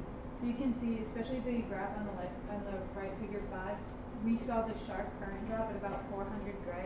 Now this is a little bit more than radiation than we would expect to see in the space radiation environment. However, depending on which orbit we choose, as previous cadets had mentioned, would indicate the amount of radiation that they would receive. So we decided to maximize the ability and say if this was the most radiation, could it survive? So having it drop at 400 grays is a little bit lower than we would have liked. So with the modifications that we have made that we're going through further, we hope to not see this drop so early on. And then if it were to move, to the right, that would indicate that they are survivable in that environment. And that leads us into the test modifications from that previous iteration that Cadet Rorik mentioned. So we're trying to increase the survivability, so we're wondering what can we do to these Raspberry Pis cheaply to make them survive in space longer. So we're adding some 7mm aluminum shielding, and there's some theory behind that decision in order to increase their survivability. We are also kind of deciding not to interface with the USB component on the Raspberry Pi device, because that in a previous test failed. The USB controller failed earlier than the rest of the device, and so we're trying to interface directly with some GPIO input to the Raspberry Pis. And then also, as Frank was mentioned, we're trying to neaten up this experiment so that it's easy to set up and then it's reproducible. So we kind of are using more advanced PCR controllers and trying to make this setup more modular and compact in the future. We're testing 2 compute modules and 6 Raspberry Pi Model 3B Pluses. Those are just different varieties of the Raspberry Pi device, just for kind of some experimental variation.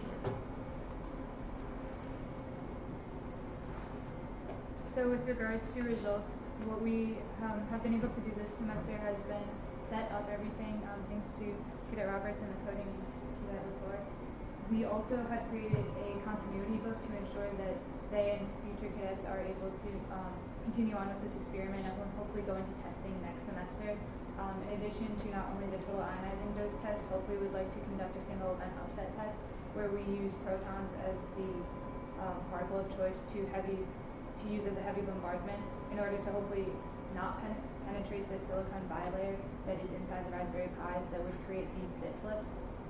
That they can be changed with a hard reset. However, that testing will hopefully be done later on, and then we can use that to compare not only to the study that we had done in the years prior, but also there is a NASA study that should be we should use to compare consistency with. And so going forward in future tests, specifically next semester, Aiden and I are going to be taking over the project, and we're going to be able to test this down at AFRI, and that's going to be with the 2 MeV protons that we expect the satellite to encounter. And we're also going to be planning on testing different Raspberry Pi models, just trying to make sure we're using the most up-to-date equipment, and also we want to make sure that we're using the cheapest equipment that's available, because that is the main goal of this project, is to use the cheapest and most up-to-date equipment, because the space community currently uses industrial hardware, which is much too expensive and very inefficient. Are there any questions?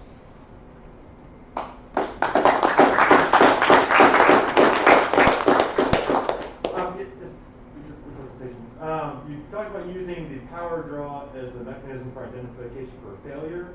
I'm curious, is there any loss of the integrity of the memory prior to the power signifying that there's a failure? Yeah, absolutely, sir. So one of the tests that we're doing in addition to measuring the current is trying to pull off some of the memory at time intervals to make sure that the memory has not been affected by the space radiation. The theory indicates that 2 MeV protons have a low likelihood of penetrating, causing a bit flip in the memory, and that was the goal of the SEU test, to see if there are protons big enough to actually cause a bit flip within the internals of the device. But that is so we're going to be running SSH sessions on the test devices, doing memory checks as well as CPU tests, just to make sure that everything is functioning properly in addition to the current on the test devices. So you said you're testing for total radiation dosage. You're talking about doing 8 months worth of radiation. Over what, how long do these experiments actually take? And does that rate at which you supply radiation, do you see that affecting any of your results? Yeah, so I can speak a little bit on that. So when we go down to AFRI to test, essentially it is a large room where we put the box, raise up the radiation. We found that it doesn't necessarily matter the dose rate, it's more so the overall amount of radiation that it receives. So the tests conducted, we did 2 separate tests in the year prior. It took about a few hours for the test to be conducted, but the time isn't necessarily. We extrapolated that time based off of the results of the test. So it's more so about the dose than it is about the dose per time. All right, if no further questions, let's go and give them a round of applause. Thank you.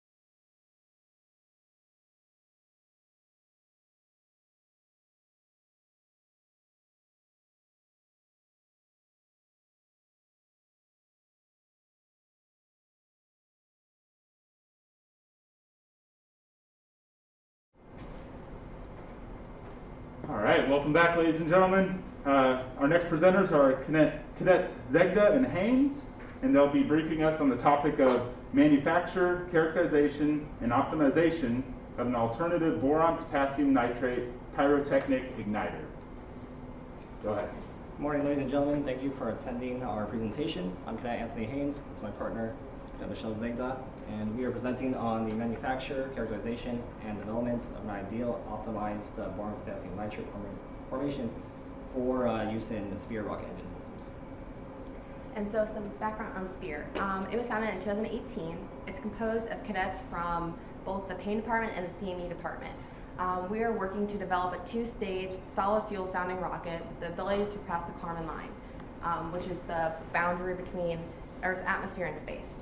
Our main objective is to find a suitable pyrotechnic igniter that mitigates the logistical and safety concerns that commercial pellets do.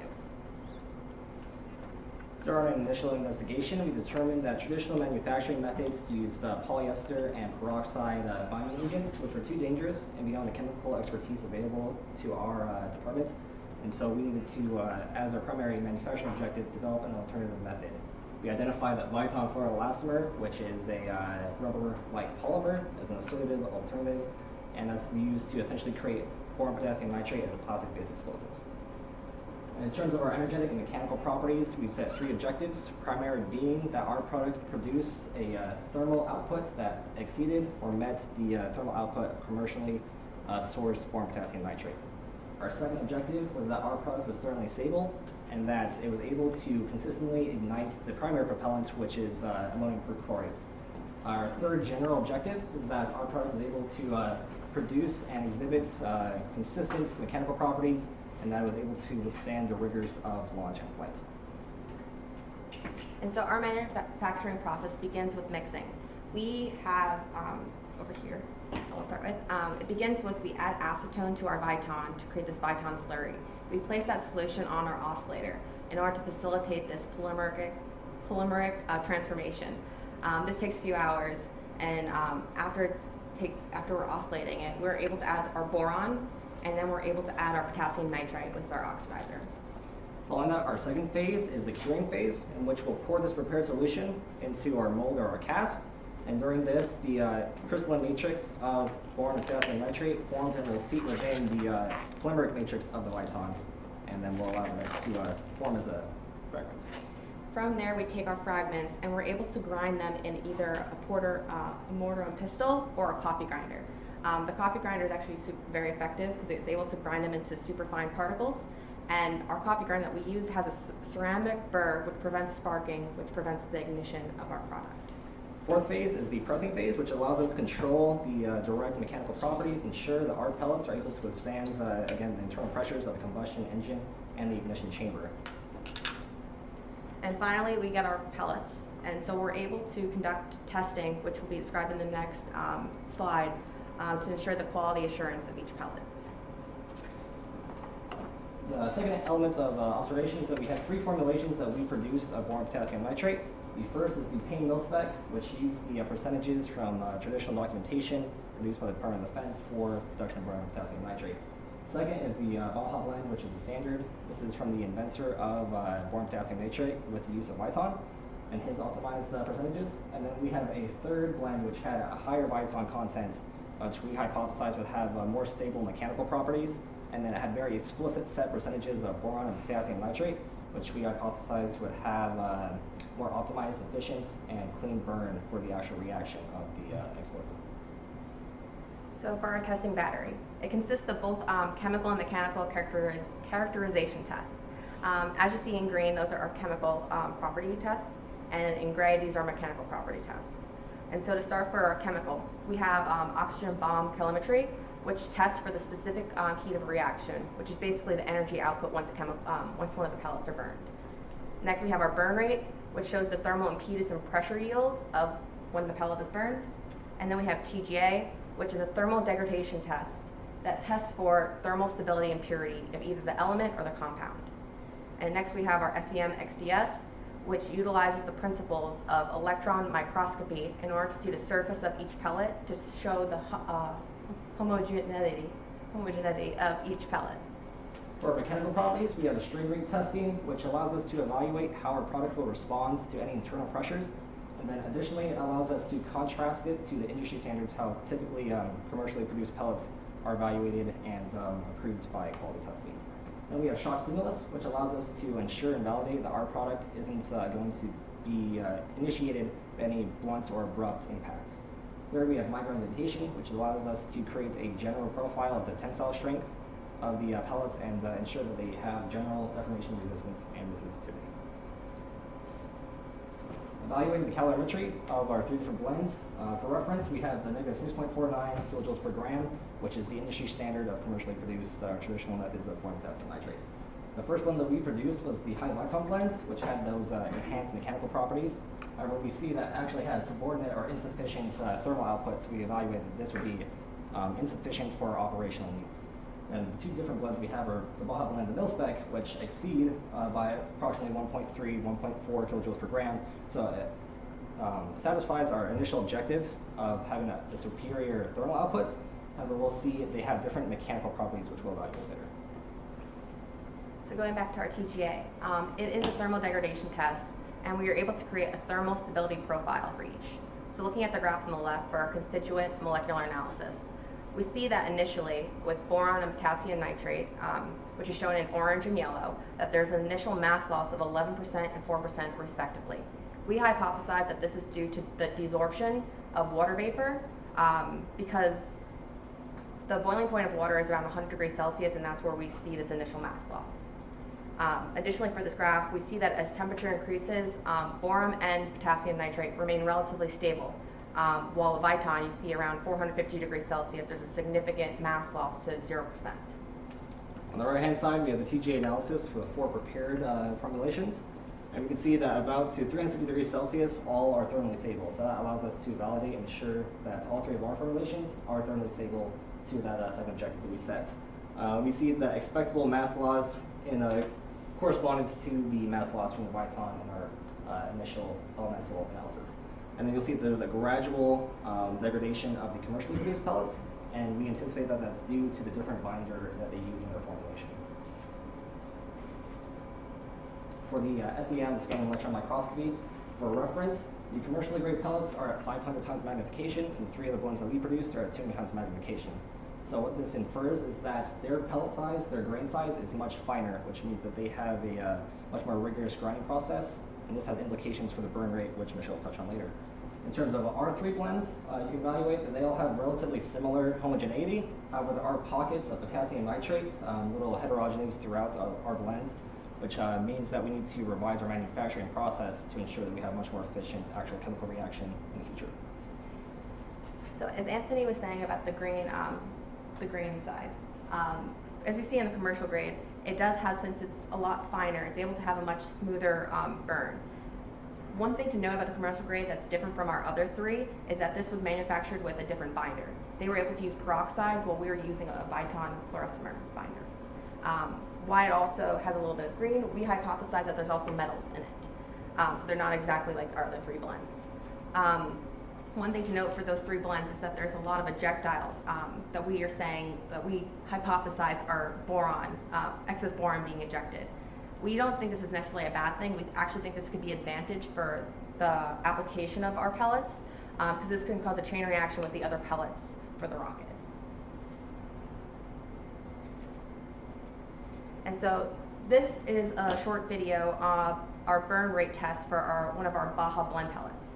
It is taken at 2,000 frames per second, and although this video is about 30 seconds, this burn rate process takes about half a second, less than half a second. The primary observations to take away from this is that you see there's a coaxial emission, so both on the plane, the horizontal plane and the vertical plane, you're going to have that boron ejecta, which again will have implications for causing a chain reaction, initiation of other pellets and propellants in the ignition chamber.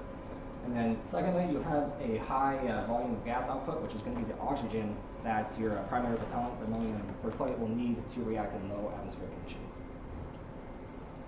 For our conclusions, we were able to meet our manufacturing objectives because we were able to create a process, or a field deployable process, and an SOP that allows for continued operations. Additionally, we were able to form a method to mitigate the risk hazards of using peroxides. And one thing to note that's not on the slide is that we were able to have a major cost reduction.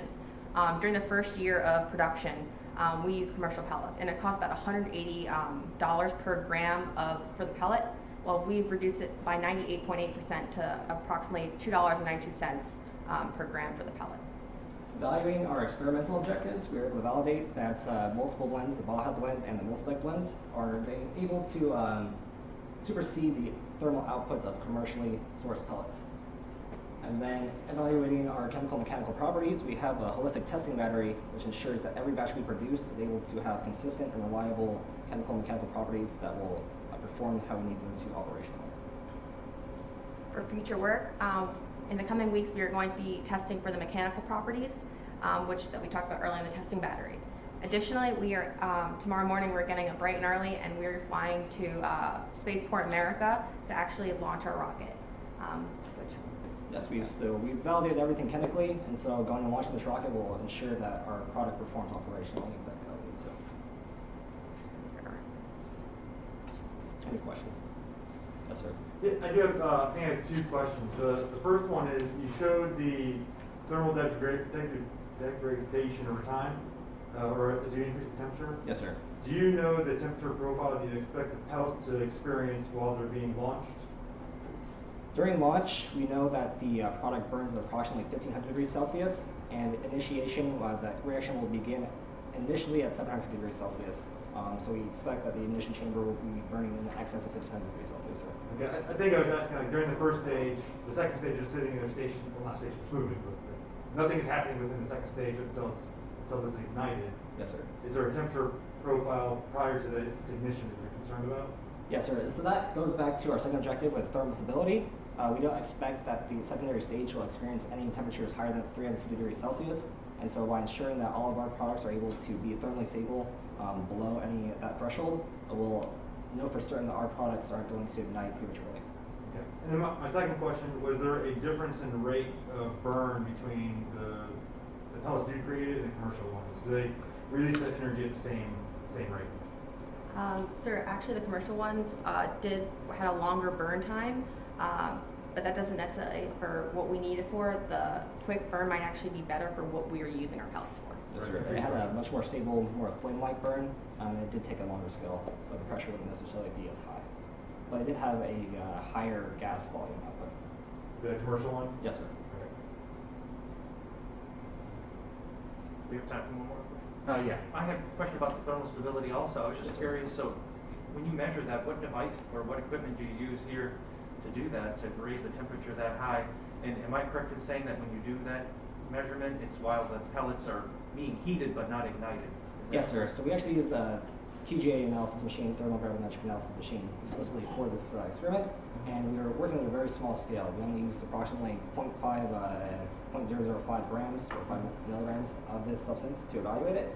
And so you take this portion and you run it through, and it increases approximately 10 degrees Celsius per minute. And so it slowly ramps up in purely atmospheric conditions. We use nitrogen for ours to simulate the atmospheric conditions. And that's how you're able to go up at a small time scale and evaluate how it performs at every temperature degree. Thank you.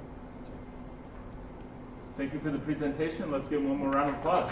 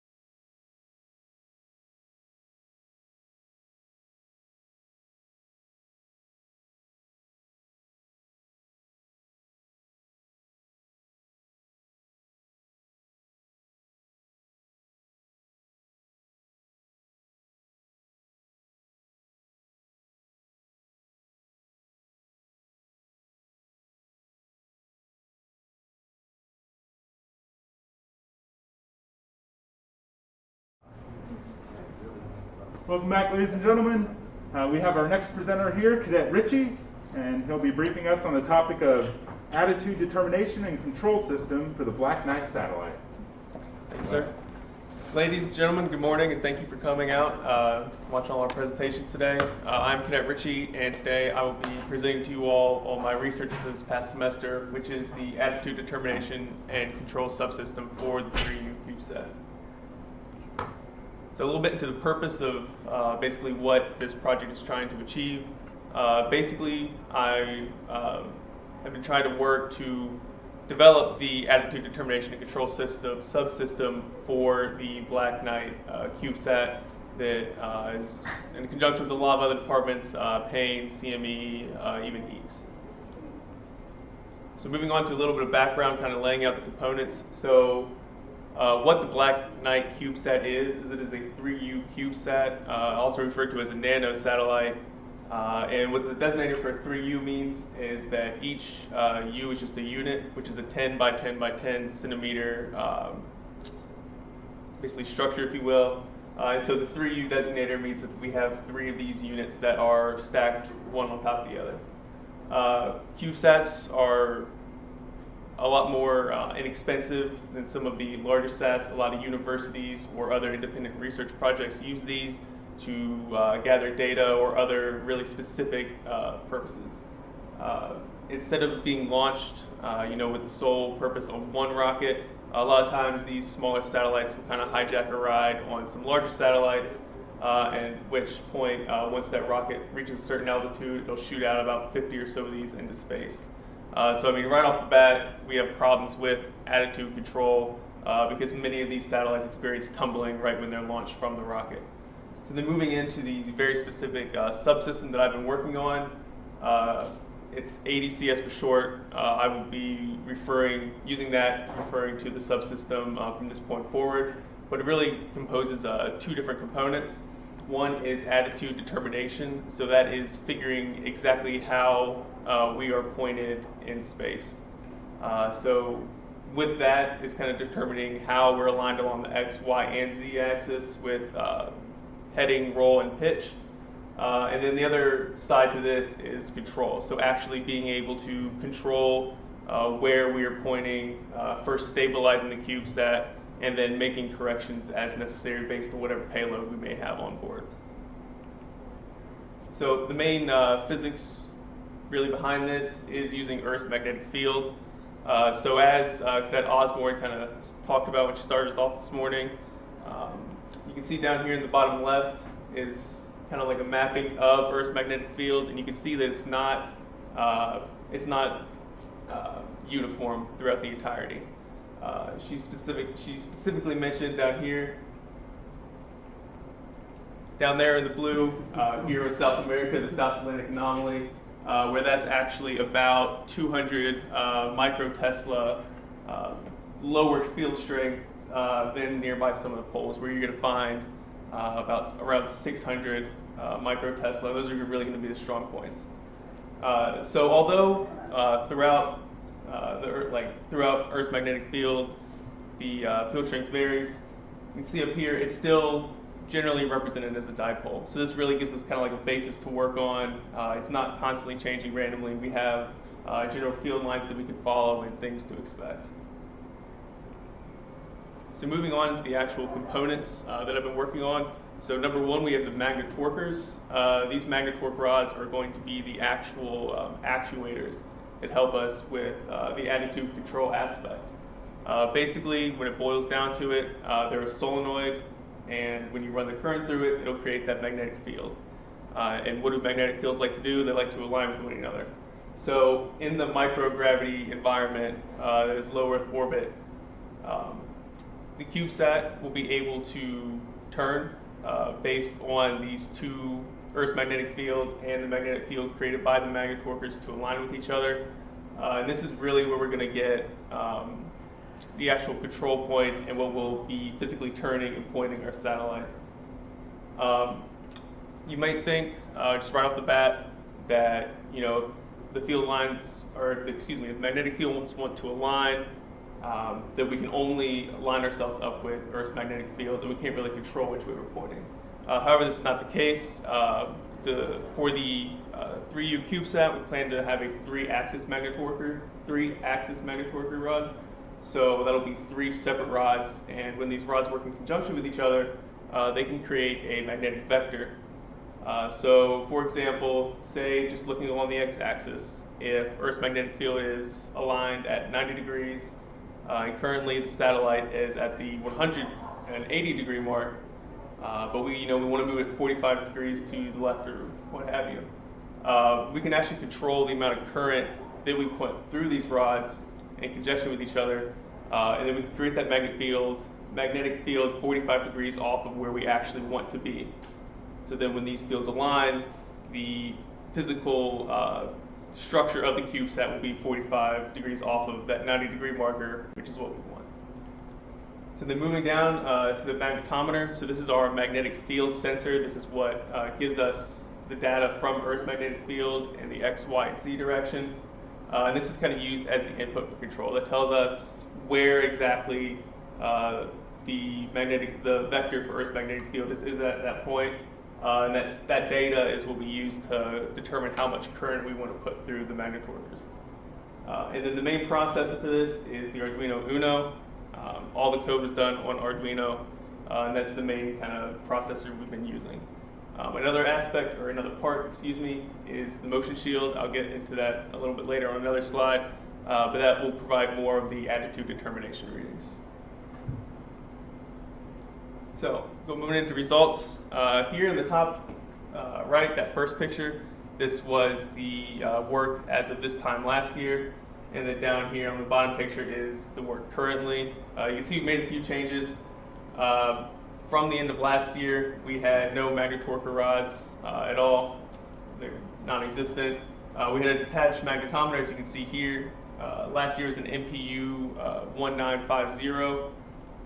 Basically, main takeaway from that is that it was just another piece that was detached from the main unit. And then we had a lot of redundant data collecting.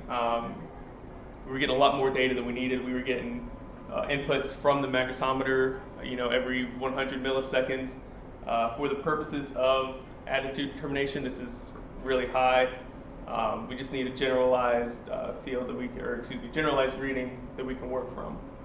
So the main improvements is I constructed 2 in-house magnetometers here in the PaNE department.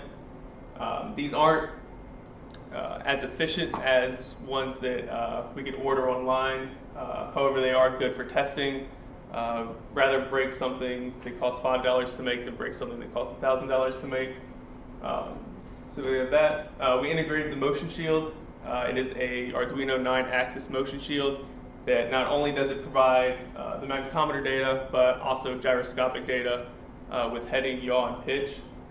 This is really efficient because not only do we get those second gyroscope data readings, but it also allows us to minimize on size and space that the system takes up. As you can see here we have the Arduino Uno, and then the motion shield, and then the data logging shield. So really compacting that to save on space, since a 3U CubeSat doesn't really have that much space. And then improved motion and magnetic field data collection. That goes in line with the motion shield. That's another kind of byproduct we get from that. And then it all gets logged onto the data shield and the SD card you see there in the image. So moving back into that attitude determination, as you can see, here's a close-up look of the actual motion shield. So like I said before, the gyroscope gives us that orientation that we need to have in space, so we know how much we have to move, or how we're currently pointing and where we need to point.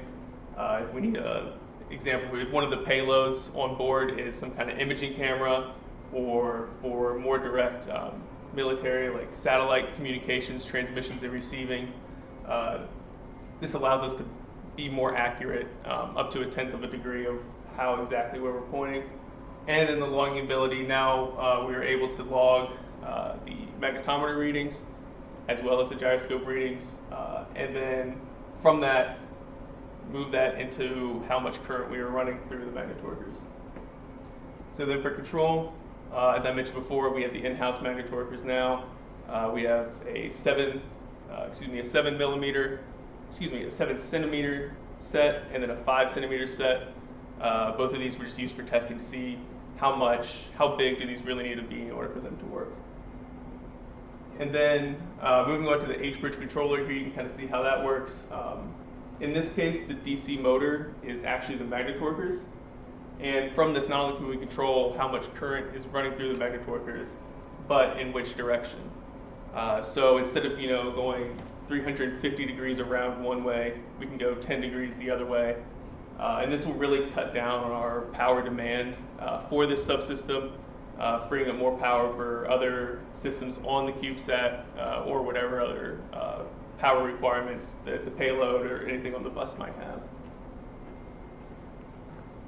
So as you can see here, some results. Up here at the top, a sensor test, I used a Pasco magnetic field sensor. On the left, you can see the readings from one of the permanent magnets that we have down in the lab. And then on the right, you can see what kind of readings we got when I ran the magnetometer, ran current through the magnetometer at full power. So you can see that it does work. We ran into some issues in the experiment in terms of the structure that the magnetometer was based off of, but I think we can make some improvements to that to really get a good test. And then here is an example of some motion shield data. So this is what we were actually getting from that 9-axis motion shield.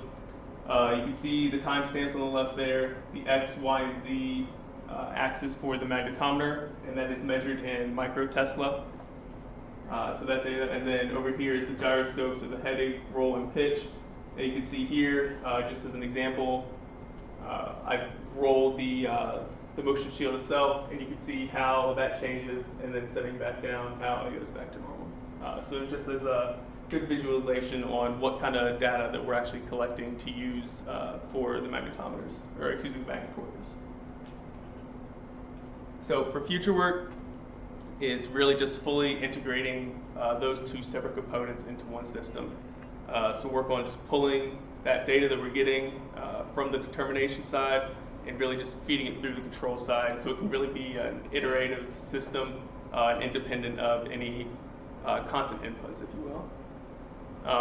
And then receiving those professionally made magnetorquers, while the in-house ones have been nice for testing, they're not the real thing, but it's just getting those actual magnetorquers will be very beneficial in getting a finished product. And then adding, this is more for the experimentation and testing side, but adding wireless communication and a remote power supply to the system as a whole, so that this can be used on not only the Black Knight sat, but also on the balloon sat that the paint department also does, or any other kind of vehicle like that. Really just have a system that can be moved to make and to fit a lot of different needs. This concludes my brief. Are there any questions? So go back to the magnetic field slide where you show so the magnetic field at the local CubeSat may not be aligned with your desired CubeSat orientation based on where you are in space. So how does your ADCS design compensate or know where it is in space and how it should be pointed relative to the magnetic field? Can you repeat the question, ma'am? So the magnetic field is changing its orientation as you're going in orbit. So if you're aligning to the magnetic field and you're detecting the magnetic field, what if your orientation doesn't wish to be aligned with the magnetic field based on where you are in space? How do you compensate for that? Yes, ma'am. That kind of goes back into, it's really a two-step process. Is once you determine how the magnetic field is pointing and where you want to point, to get the difference between where you want to be and how the magnetic field is aligned. And then from that, the magnetorquers create the vector off by however many degrees it is, so that the local field from the CubeSat will align with the magnetic field of the Earth at that particular moment in time. But with that, it'll be offset however much.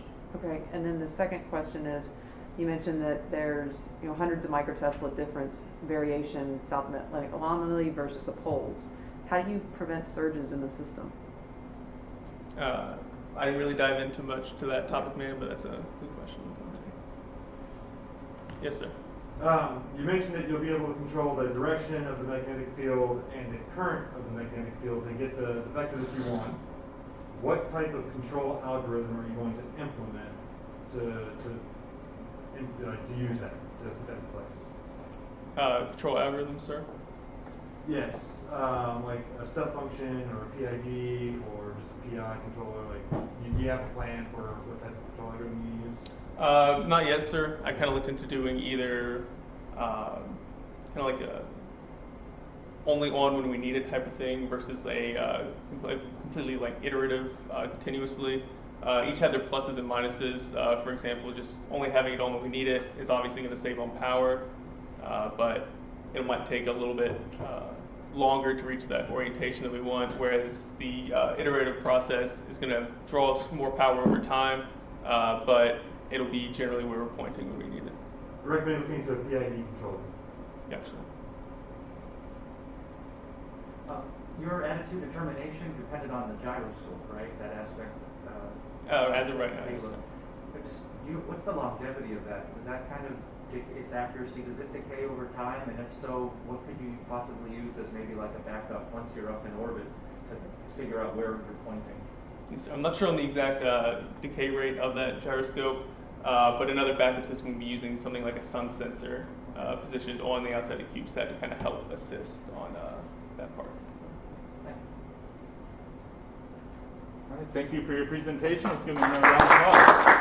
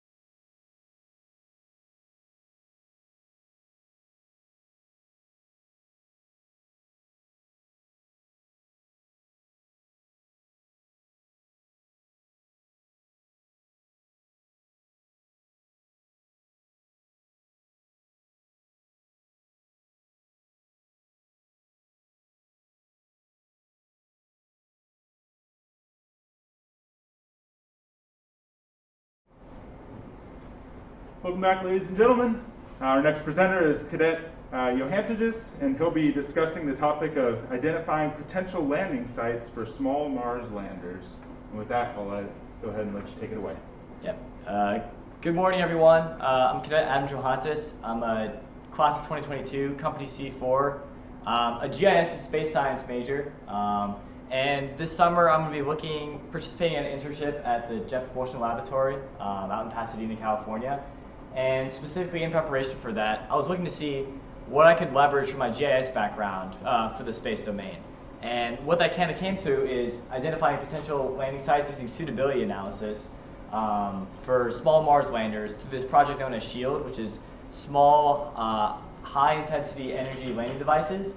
So not men and women, not rovers, but more, I guess, small unmanned aircraft systems. I'm sure many of you are tracking the Ingenuity helicopter, but really looking forward to seeing, we don't have great spatial spectral resolution data of Mars from just because of competing requirements in orbit, but using things like the Ingenuity helicopter and sort of in situ science, we can get better resolution of data.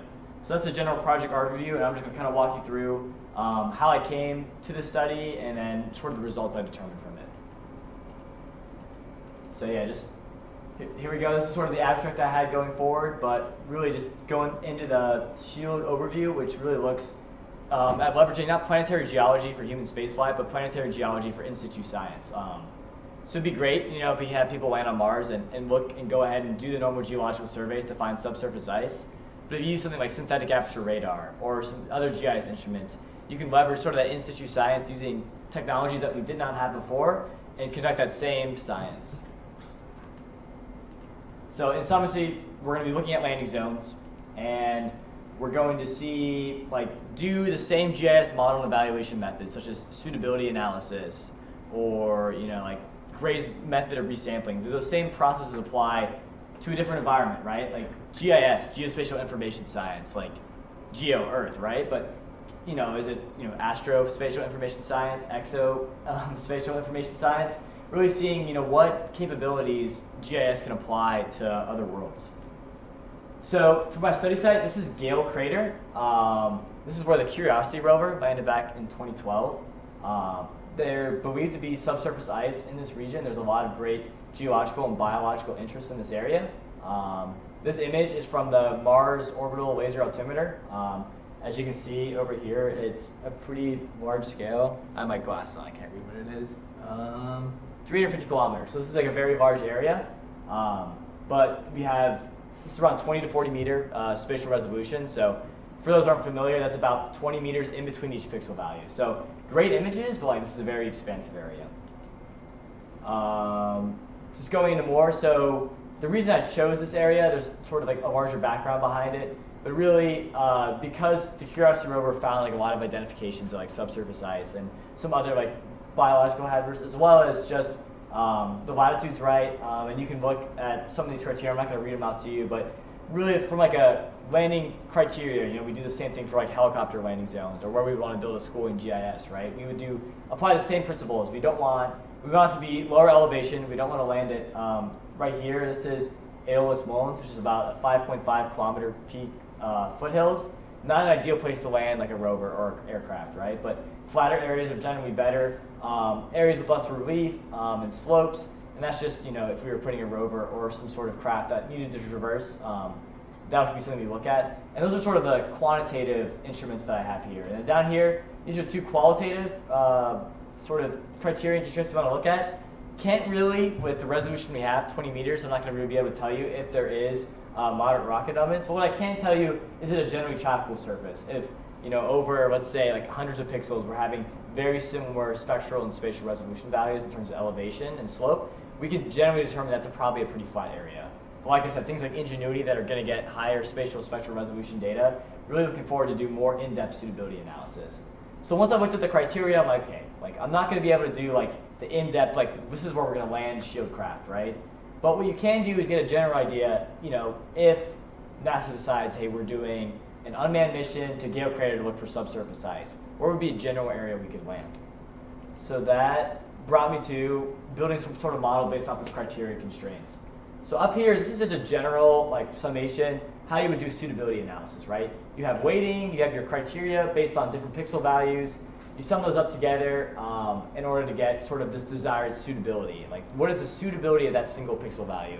So a lot of that from on the back end is resampling all these data sets, the elevation data set, the slope set, the relief set, really, you know, any data I could get that would help me determine whether something was suitable, resampling that so all the pixel values aligned. And then what I did is I classified these data, so I see these raster class value. So elevation is a really simple one to explain. Essentially, I took the outliers, I took the peak of Aeolus Mons out. But then you take all the elevation values in that entire raster data. Let's say, you know, let's say it's like 1 to 1,000, just for example. You remove the outliers, and then you do a Gaussian distribution over those values. And then from there, based on where that elevation value for each pixel lands on that curve, you would assign a value.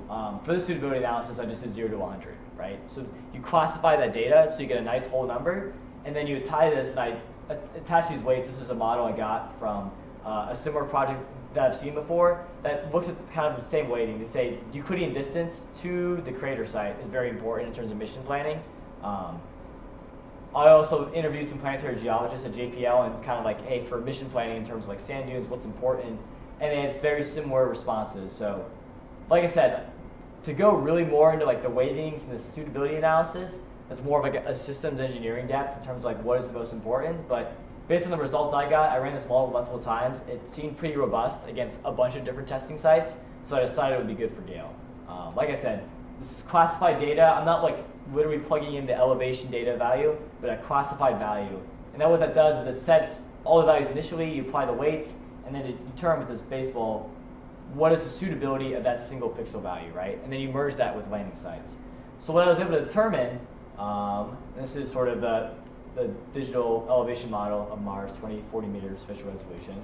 What I was able to determine, you see these red zones here. These are sort of, like I said, big scale, 250 kilometers, right? But based on the suitability pixel values and some sort of, I didn't want to just be like a single pixel value, so I removed anything that was less than 100 pixels by 100 pixels. But these are just sort of basic. This is JMars, a GIS program suited for Mars, and you can do series. There's a bunch of components you can use here. This is a program run by Arizona State. As you can see, this is Gale Crater here. And these red zones are areas that are suitable. So if I was briefing a mission planner for the SHIELD project, I'd be, sir, based on my analysis, I think this southeast corridor would be the most, this is about a 300 kilometer by 250 kilometer zone. It's a pretty trafficable surface, verifiable from other imagery. I would suggest if they were going to head a project, they wanted to find subsurface ice and Gale Crater, you would land somewhere in here, right? Obviously taking into fact you want to probably land sooner, but it's nice to have that, like, because of the resolution we have, I can't give you an exact location where it's going to be, but this is like a general sort of like surface process where you think I could land. This is just like a couple times I've tested the model. This is kind of what I've come to determine. I think this southeast, like I said, of Gale Crater is the most important, but looking forward to further analysis this summer to see what this exactly means and can we get better resolution data, spatial resolution data to determine like more specifics, like where are we actually going to land a SHIELD craft. So regarding uncertainty, right, because of the spatial resolution, because of sort of weight determination I went through, as well as the resampling and classification uncertainty, there's a lot of things that you need to take. This is kind of a model that you would use. Like this is like a land suitability for urban and rural planning. But the same principles apply to the same suitability analysis I determined for this project. So another thing I wanted to look at was just going through and seeing if I could do really what is the accuracy of these products, right? So for spatial resolution, great method of resampling. Basically based on how much you resample, what the pixel values are, you can run that. And I determined that to be about a 5% uncertainty.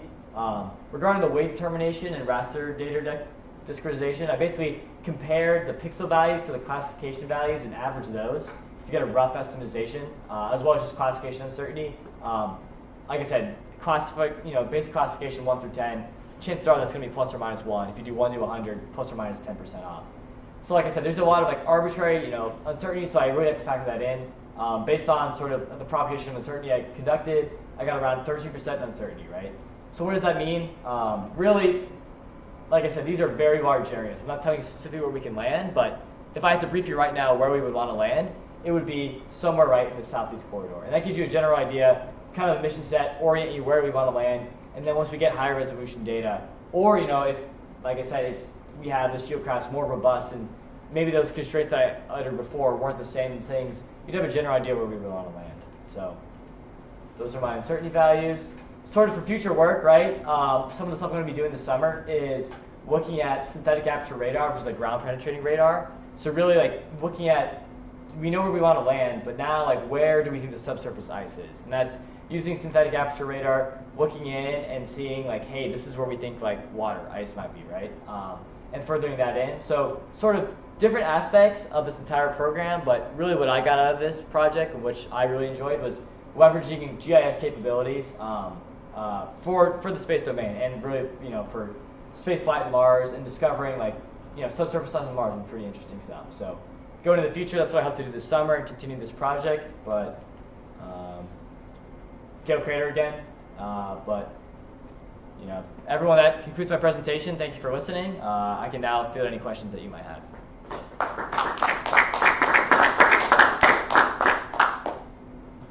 And just for your orientation, this is where the Curiosity rover landed back in 2012.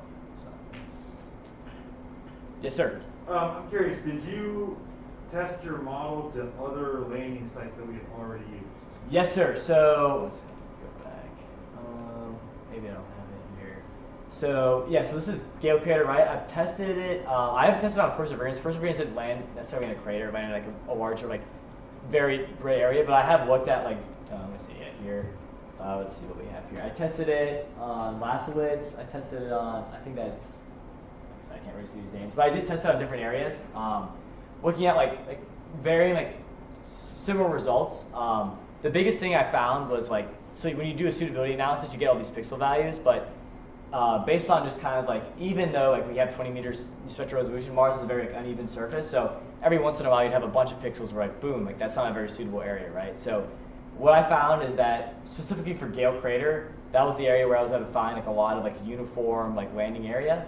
But yes, I tested the model in different areas with varying results. I would say generally for each of those, I had sort of like one area that I really liked. I think specifically for Lasowitz, this is like more of a speckled area, and this is just because the elevation was very higher up. So I think in general, like it wouldn't be, at least based on the mission constraints right now, probably a good idea just based on those, like the elevation values kind of ruled the whole thing out. But I have tested this model, and I looked to really test this model against like you said, like previous missions and being like, okay, we landed here, was it suitable, right? And that's kind of like the on-field validation of the results. So your model gave good results for the other landings? Yes, sir. So like basically the suitable results, landing zones were similar areas that they landed for, one for Curiosity, which is there at Gale Crater, but also other missions. Thank you. Sir? Does that JMAR application do the number crunching to get you that suitability value for each pixel, or is that something you do outside, like in MATLAB or something? Great question. So I used ArcGIS Pro, which I don't know if anyone's familiar with, but it's basically what JMARS is what it does is the biggest thing is it compiles all the like elevation data all in one program and resamples it for you. What it doesn't do is like the tools, like I can go through, like the one tool that I did use was this crater counting tool. You can see these tools here, but to do sort of this higher level GIS stuff, what I did is I extracted this data set, this elevation data set, just brought it into an ArcGIS program, not georeferenced anything on Arc, did the suitability analysis, that raster calculator, and then I got the shapefile from that and then brought that back in to here. And based on the craters values, I was able to locate that and give sort of coordinates and line those things out. So I did the work in a different GIS program that I'm familiar with, but JMARS is a really great way to visualize the data, compile the data, and they are working on bringing those other suitability GIS tools into the system. So. All right, thank you for the presentation. Let's give another round of applause.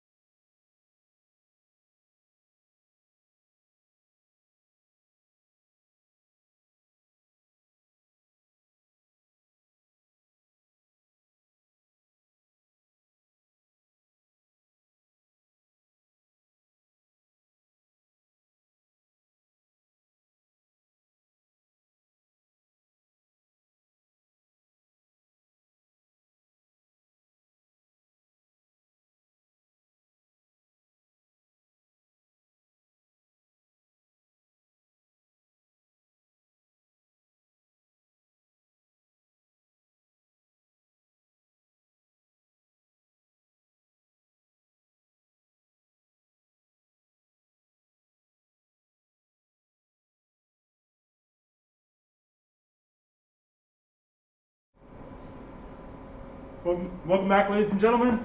We have our next briefer, Cadet Gwenda, and she'll be talking to us about exploring planetesimal formation with the New Horizons mission. All right, without further ado, go ahead. All right, thank you. As it was introduced before, I'll be focusing on planetesimal evolution through understanding of the Kuiper Belt specific. So, first off, like, what is the Kuiper Belt? So, the Kuiper Belt is a large region in the cold outer reaches of our solar system beyond the orbit of Neptune. Specifically, we'll be focusing on just simplicity's sake on the classical Kuiper Belt object, or simply, as have been added throughout my presentation, as KBOs. And classical KBOs are Kuiper belt objects which follow the more classical physical prediction of how Kuiper belt objects orbit. And originally, they thought that Kuiper belt orbits in a more a more circular manner the further away they got from Neptune, which holds to not be true once astronomers start to actually observe the Kuiper belt object. So it's in my title, but what is a planetesimal? So in the very simplest term, a planetesimal is a rock-type object formed in the early solar system from collision with other objects in the solar system. This collision eventually formed two larger objects that led to the formation of planets. This leads on to a very important idea for this understanding of Kuiper belt object planetesimal is the planetesimal theory, which highlights that the system is first formed when there is a protoplanetary disk with materials from the nebula from which the system came from. And a protoplanetary disk, in the most basic of words, is just a circumstellar disk of dust, which is orbiting a newly formed star. And this is just an image of what a protoplanetary disk would look like. So, and before we actually were able to observe an actual Kuiper belt object, the first dominant theory until 2008 was a collision coagulation model, which again was an idea that Kuiper belt objects formed by progressive collision coagulation of primordial subkilometer planetesimal, as in these small initial planetesimal came together and formed our Kuiper belt object. So there were three major issues with this theory or model. The first one was, since we actually had not yet observed Kuiper belt objects in action, we had to create simulations of what was happening. And in order to create the simulation, depending on what our input was for the models, the results varied too widely. And the next issue was that each simulation failed to produce big enough objects by several orders of magnitude. And the final third issue, which is the whole basis of how we could apply this model, was we didn't know where the origin of these initial planetesimals came from in order to make this model work. And so this leads on to our current theory, which is a streaming instability pebbles collapse model. So the streaming instability model, so the first part of it is idea that drag felt by like solid particles orbiting a gas disk lead to their spontaneous concentration to clumps. And then once these clumps were created through gravity, these clumps, and the second part is the pebble collapse model, these clumps will come together through self-gravitational and then form a planetesimal. And right here I have a graph of how through the process of first initial distribution of these gas particles coming together into the early evolution, which is the collision coagulation portion. And once these particles become these clumped up individual particles through gravitational, they'll go into what we call the pebble excitation, which then in turn creates a big enough planetesimal model to reenact what we actually see out in space. So this leads on to the New Horizon mission, which kind of validated our theory. Well, it did kind of, but it did validate our theory of the streaming instability model.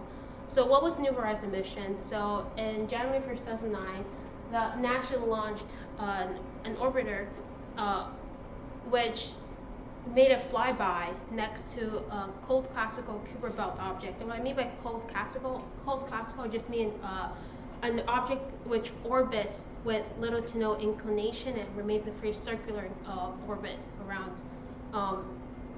around its area. And the object which what was observed was to simpler terms, the Arrokoth, and the picture's right here in the bottom. And this is very significant because it's the first time we actually had observed an actual Kuiper belt object. And more importantly, it verified the streaming instability pebble collapse model and gave us more idea of what the Kuiper belt objects, or a general idea of how Kuiper belt objects look like, or their geology are composed of and how they function in its own orbit. So, in conclusion, with the flyby, it brought in some new ideas and some new possibilities. First off, the original mission of the New Horizon was to observe Pluto. And because we're working with the orbiter, this brought many complicated complications, and so that a lot of especially, and this was according to Professor Stern, who did work on the New Horizon mission, was moving on forward.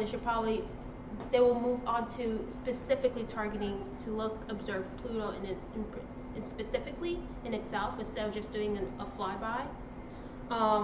Another major idea of moving on forward was, so with the Arkoff, they assumed that through the number game that this should be like the general makeup of most Kuiper Belt objects, but for future exploration, the biggest question is, did we pick Arkoff as actually an anomaly, or is it actually what all Kuiper Belt objects actually appear and function as?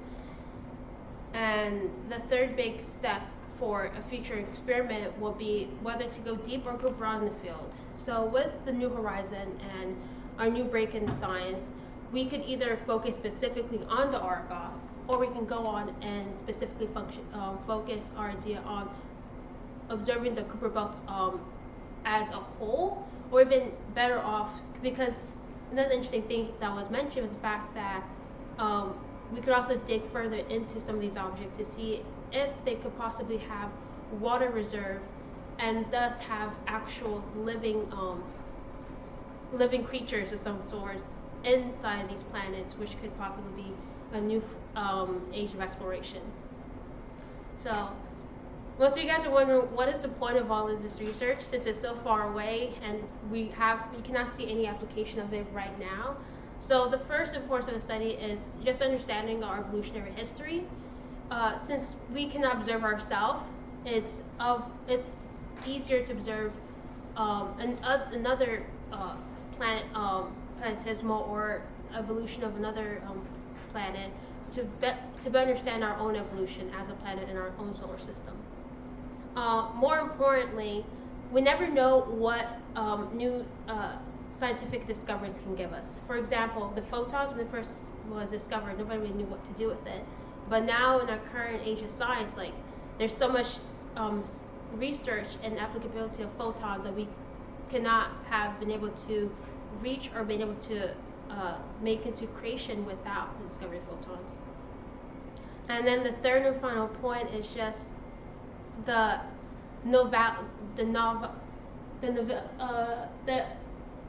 novelty, my apologies, the novelty of exploring another orbit pushes to inspire more future kids into STEM and possibly inspire future endeavors further into space. And that concludes my research. Is there any questions?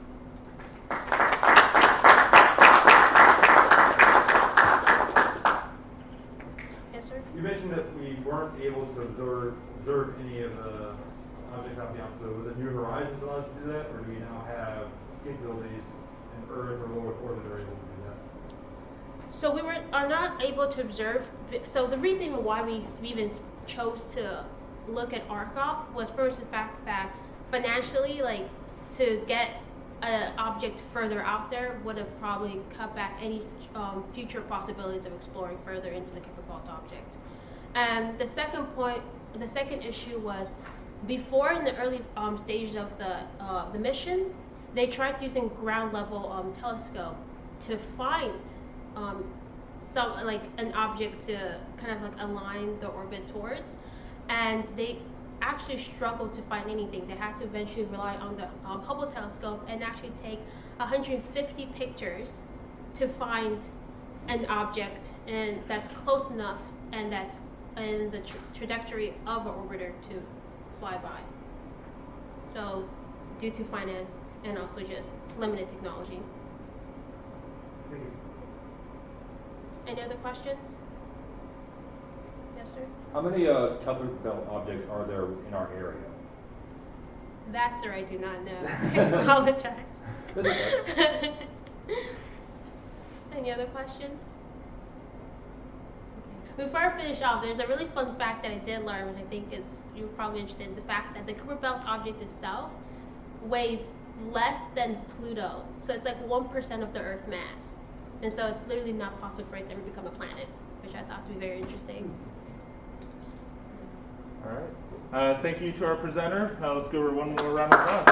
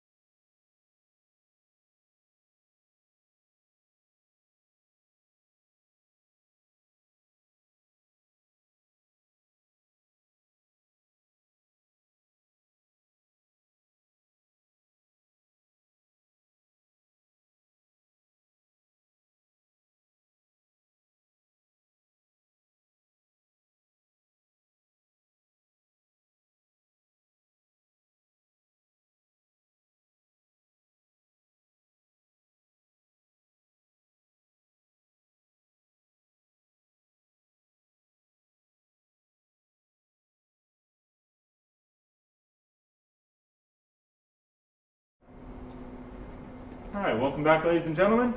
We have our next presenters, Cadets Zhang, Flowers, Ali, and Hugh, and they'll be talking about the topic of the effects of gravitational time dilation during balloon sat flights. And with that, I'll let them go ahead and take it away. Thank you, sir. I'm Cadet Flowers. I'm Cadet George Zhang. I'm Cadet Ali. And Cadet Sean. And this will go over our presentation. So the goal of our presentation is to experimentally measure the gravitational time dilation during a balloon satellite launch. So going into the theory of what that is, time moves slower the closer you are to a large gravitational body such as Earth than it does in free space, which is the location far away from a planet or that gravitational body, so like out in space. So this is our equation right here, and the variables that go into that are the acceleration due to gravity, which is the 9.8 meters per second squared, and that is that's on the surface of Earth. Now that can change. So then another variable is the speed of light squared, and then the height, which is like the altitude from the center of mass. So the Air Force Academy and Colorado College, they did a similar experiment where they used larger industrial level atomic clocks, where they experimentally determined gravitational time dilation by putting one of their clocks on top of Pikes Peak with having their other ones down at their colleges. And they showed that on top of Pikes Peak, the clock ran 23 nanoseconds faster per day. So then there's also time dilation due to special relativity, which is when an object's moving at it's normally determined if the object is faster than 10% the speed of light, then time becomes distorted for that object. We won't be dealing with that in this experiment since we're just moving at slower speeds. So we're just dealing with the effects of time dilation due to gravity from the Earth. This is a little bit about how our equation was derived, but I'm not going to go into it for the sake of time though. All right, so real quick, just talking about how we're going to compare our experimental data with our theoretical data. So what we have for this balloon satellite launch is something different from like a static test of time dilation. So we have non-uniform velocity, randomly fluctuating changes in altitude, and then we also have ascent, descent, and different rates of that. We also have a GPS tracker on there, thanks to the Astronomy Club, that takes altitude measurements every 10 to 120 seconds, depending on what program they're running on. So what we essentially did was create a numerical integration method to get the time dilation. So on this slide here you can see on the left, that's a 3D model of how the balloon satellite launch kind of goes. You can see its pathway. And on the right, what we did was essentially at each point in altitude, we took that the GPS took, we actually plotted the local gravity experienced at that point across the time on the x-axis. So what we eventually did was we take that time that the GPS measured it, we find the slope between the 2 points of the GPS altitude in order to essentially trapezoidal integrate under the curve.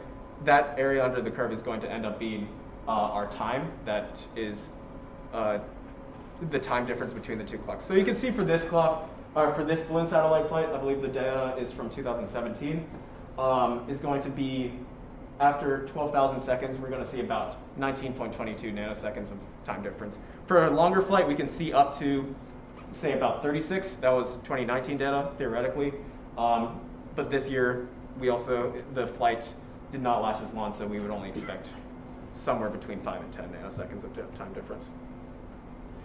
So just going more into the theoretical model, some corrections that we can make to make it better, rather than just simple altitude, are some things such as latitude.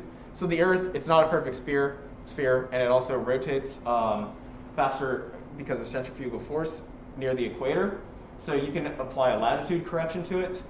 Also, what we're assuming here is basically free air, that there's nothing in between the balloon satellite and the ground itself, like the geodetic ground.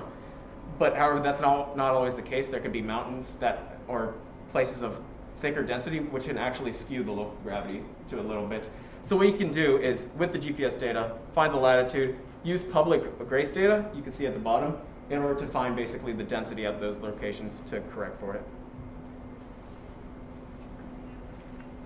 Right, so within our experimental phase, some key tasks that we had to tackle in order to successfully execute this experiment was the synchronization of the chip-scale atomic clocks, as well as ensuring we could successfully launch the CSACs on the helium balloon sats. Pretty much what we did was, for our workspace, we connected our 2 CSAC modules via a serial port to a PC running the CSAC demo software provided by the microchip company that the CSACs came from, as well as connecting an oscilloscope via an SMA cable, so we could effectively track the time drift as well as the frequency change, so we can numerically quantify exactly how off each one of the CSACs were from each other. And in our integration and measurements step, what we had to do is ensure, again, that the CSAC was made portable so we could effectively launch it on the balloon set without any issues. Within our synchronization, we use the 1 pulse per second method, so there is a output on the CSAC module that effectively lets us gauge to a very precise amount 1 pulse per second. We were able to discipline this with the steer frequency, so the internal quartz oscillator that helps drive the cesium atomic clock within the module. We can effectively change that with our own numerical measurements to help assist in accuracy. So we were looking to achieve less than 5 nanoseconds of accuracy with the external pulse source between the 2 CSAC modules. Within figure 6, we have the altitude over time derived from the telemetry data from the balloon sat, and then in figure number 7 right here, we were able to, again, in the previous slide, numerically integrate for the gravitational constant at a certain altitude over time within the balloon sat flight. And just on the other slide, that was from 2019 data. You can see that it's a longer flight, and it would be about 36 nanoseconds of time difference. So just going over some of the methodology for this. So like Sean was saying, 1 PPS disciplining, that's built-in software inside the CSAC demo. So what we did was, usually you can take a CSAC and apply it to an external source, like a pulse generator, or for example, you can even analog tune it with a voltage applied to it. However, what we did was we essentially took one CSEC and said that was the control. We disciplined the other CSEC to that CSEC. And nominally, you would expect them to completely line up with about 0 nanoseconds of difference between them after correctly disciplined. And you can see that in the bottom left. That's a picture from the oscilloscope. This time scale is about 2 seconds, so it's going to be about 6 nanoseconds off between that. That's a bit after drift has already started. So what we did was essentially we PPS disciplined it until the nominal time difference between the two CSECs was about 0 nanoseconds. At that point, we ceased disciplining, and then we let the clocks essentially drift themselves. The clocks themselves are going to be running on different frequencies slightly. So what we have to do is essentially study the systematic drift of one CSEC to the control CSEC in order to correctly either identify the slope or correct for the drift. As you can see in the bottom right, this is an example of a CSEC that we let run drifting down towards the 0 nanosecond time difference.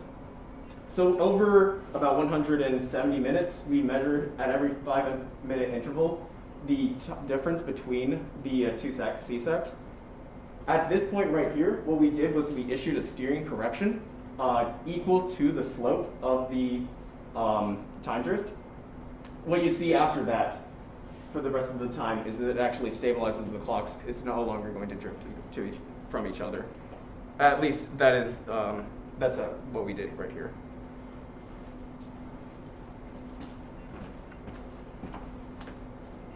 So these are the results for the time displacement of the CSECs that we collected.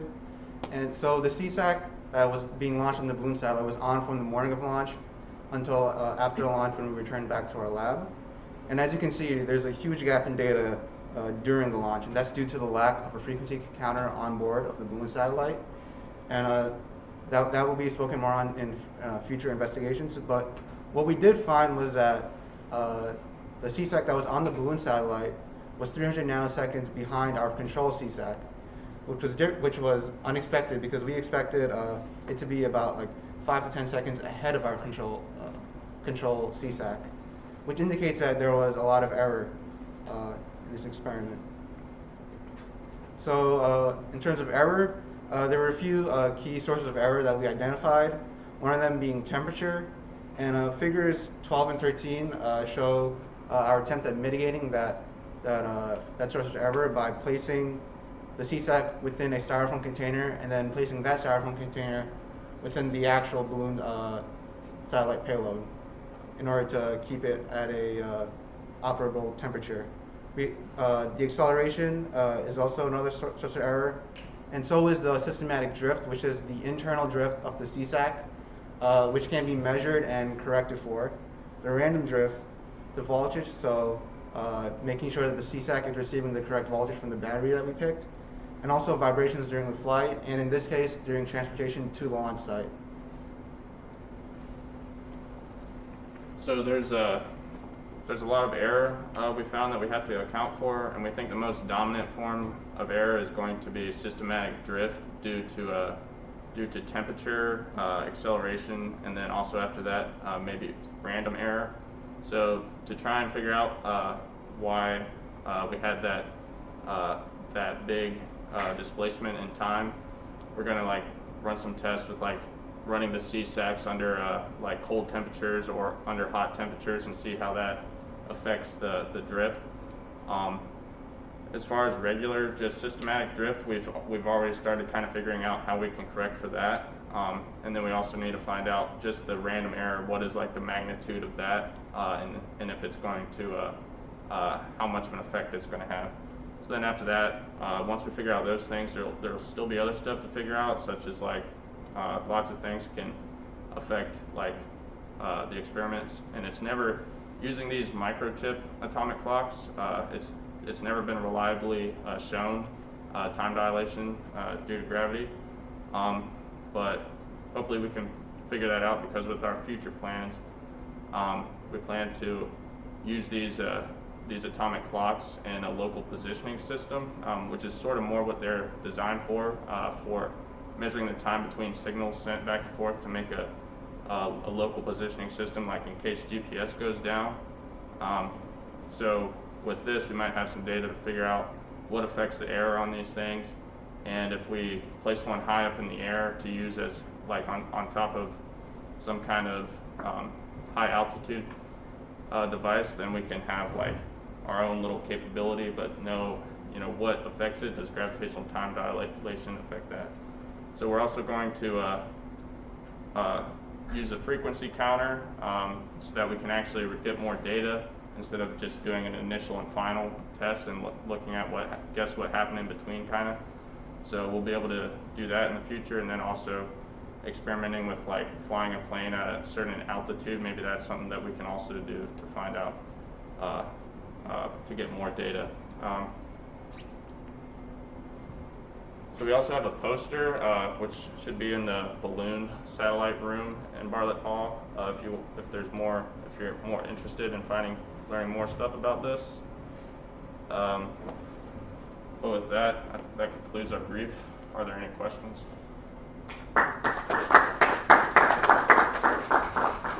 Yes, sir. I have. The manufacturer of the chip atomic clock, do they have some type of specification of its accuracy, the precision, and then do they guarantee that within some temperature range? Yes, sir. So the temperature range for these CSECs is about -10 to 55 degrees Celsius. The problem we probably experienced was it has a quartz oscillator inside, which is more not as resilient to like acceleration changes. So we're probably experiencing G's on the whiplash from the actual payload itself, which is what happened. It does have specifications which we believe are good enough to essentially measure time dilation. Out of the box, it has like about a 50 picosecond frequency offset, and its aging rate is about 0.9 nanoseconds per month. So it's for what our purposes are for 2 days, we're going to experience almost negligible difference from that. And then are you able to log the number of clock cycles correlated with like GPS position data on the balloon sat? No, sir. So what we're doing basically for that is we're taking the GPS data itself to basically just find the offset. So like, whatever period we didn't measure, essentially we would fill that in with our GPS data. We don't have like a coordination between the two. Yes, sir. Let's just say in the future, you've got all these errors to work out, you've got work cut out for you, but let's say you guys are able to get accurate measurement of this time dilation. What are some of the practical applications? Is it primarily used for correcting GPS errors?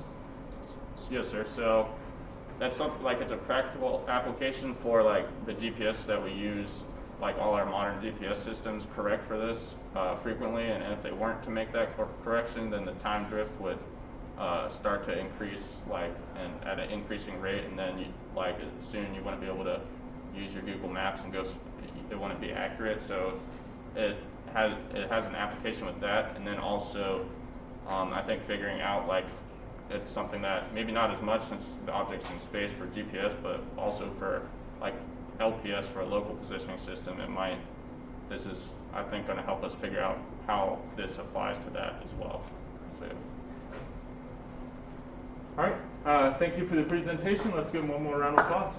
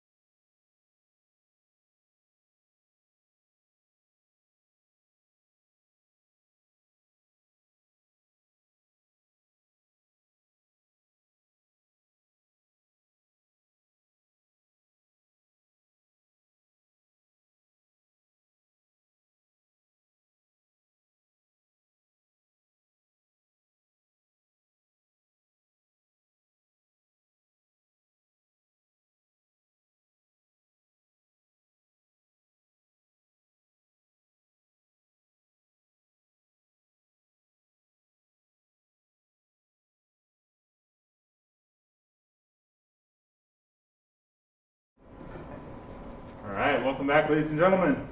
We have our next presenters, Cadets Kuhn, Shimko, Johnson, and Burke, and they'll be talking to us about the topic of radioisotope identification devices, test protocol development. And go ahead. Ladies and gentlemen, good morning. I'm Cadet Christopher Johnson, and today I'll be joined by Cadets Michael Burke, Charlotte Kuhn, and Monica Shimko. We're all firsties and nuclear engineering majors, and our capstone was test protocol development for radioisotope identification devices, also known as RIDs. So for this presentation today, we're going to start with general acknowledgments on our client, followed by an introduction to our problem, the general approach we used to solve this problem, the results gained in the process of this, and then finally conclusion and recommendations for future testing.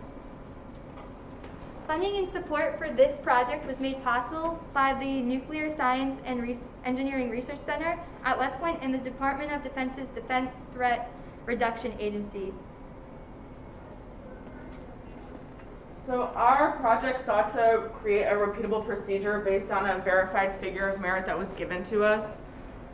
Ultimately, we wanted to be able to create a procedure that people who want to use these RID devices can repeat the procedure and determine what device is best for their specific mission, for their specific purpose. The stand shown on the right is the testing stand that we used for data collection, just to ensure continuity within the testing environment and to ensure we could limit backscatter. We'll touch on this more in the future. 3 detectors were used in our data collection here. The Hermes, developed by RMG Incorporated, the SAM Defender, developed by Berkeley Nucleonics Corporation, and the E2MR, also developed by RMD. All 3 RIDs are scintillator detectors, but they vary greatly in the size of the sensitive volume. The SAM Defender, which uses sodium iodide activated with thallium detector, has a significantly larger sensitive volume. This does aid in data collection in terms of counts that it can take, but based on the applicable use of these devices, you're not going to want to carry something as large as the SAM Defender around in an urban environment. So this is where the E2MR and the Hermes devices do come in handy, but they do have a smaller sensitive volume, but this sensitive volume is also aided by the difference in material being CLLBC. So the figure of merit that we have was developed originally by DARPA and was just efficiency over resolution at 1173 keV. It was later modified by JPDL to be raised to 1.5 power, placing more emphasis on the resolution. And this was also lowered the energy to 662 keV to closely model plutonium and uranium. And modifying this was outside the scope of our presentation. A few assumptions we made for this project were that all the RIDs function according to their manufacturer's standards and are calibrated using their user manuals. Another assumption that we made was that the testing environments are heavily controlled and monitored between the trials. We also assumed that backscatter is negligible. We performed a few trial runs on this assumption, and it was clear to see that there was a slight skewing to the left of energy peaks when using a horizontal surface and like a flat table. That's why, as you can see in this picture, this was a few of our tests. However, to ensure the most accurate results possible, we chose to use free space as seen in the diagram on the purpose of this design exercise, and like the Sam previously mentioned. Some constraints and limitations. So all the RIDs in this testing are commercially available or will be commercially available, as in the case of the E2MR. This device is a prototype and will be commercially available in the future. All of the detectors used are also verified by the American National Standards Institute, ANSI, and the sources using in the testing will not cause proliferation or workplace exposure concerns, as in the cases if we would use plutonium or highly enriched uranium. Data collection also focuses on sources that have a monoenergetic photopeak. This allows peaks to be very specific to the source and easily referenced when we're trying to look and analyze our data. In our cases, we used the cesium-137, and this has a photo peak of about 662 keV. Finally, the RIDs that we acquired for this testing were limited by the availability and cost. So, some of the equations that we used for this project are the following. So the resolution is the full width half max over the full energy peak E, which is 662 keV. Full width half max can be seen on the counts graph shown on the right. The solid angle omega takes into account that the sensitive volume is in fact a sphere, and then it considers the distance from the detector D and the radius of the sensitive volume A.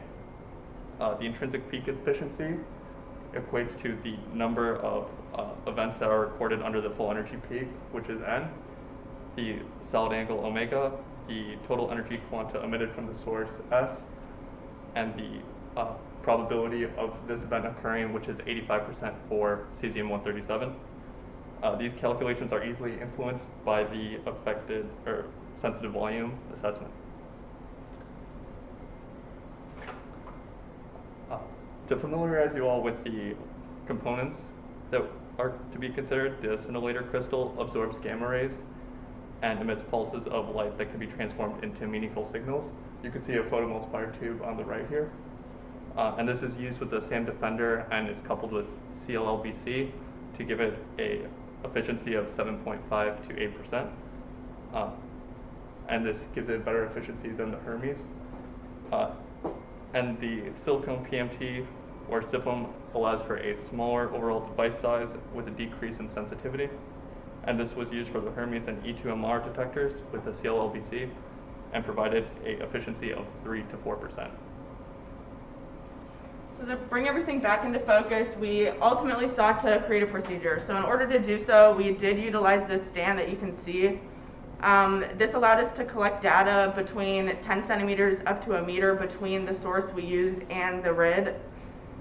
This, like Monica mentioned earlier, this assumes that we can reduce backscatter because we're using this free space environment.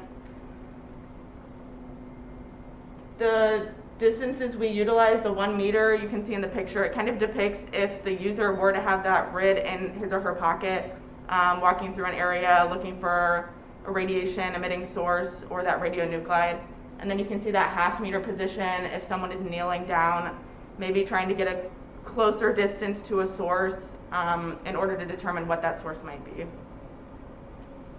And then here is some more specifics on our procedure. Our procedure was based largely on the ANSI general testing of handheld instruments for radionuclide detection and identification.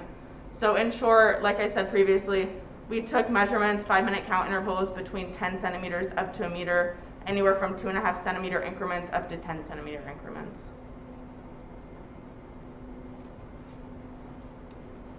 These devices can be used on DoD nuclear support teams to counteract acts of nuclear terrorism in order to protect national security.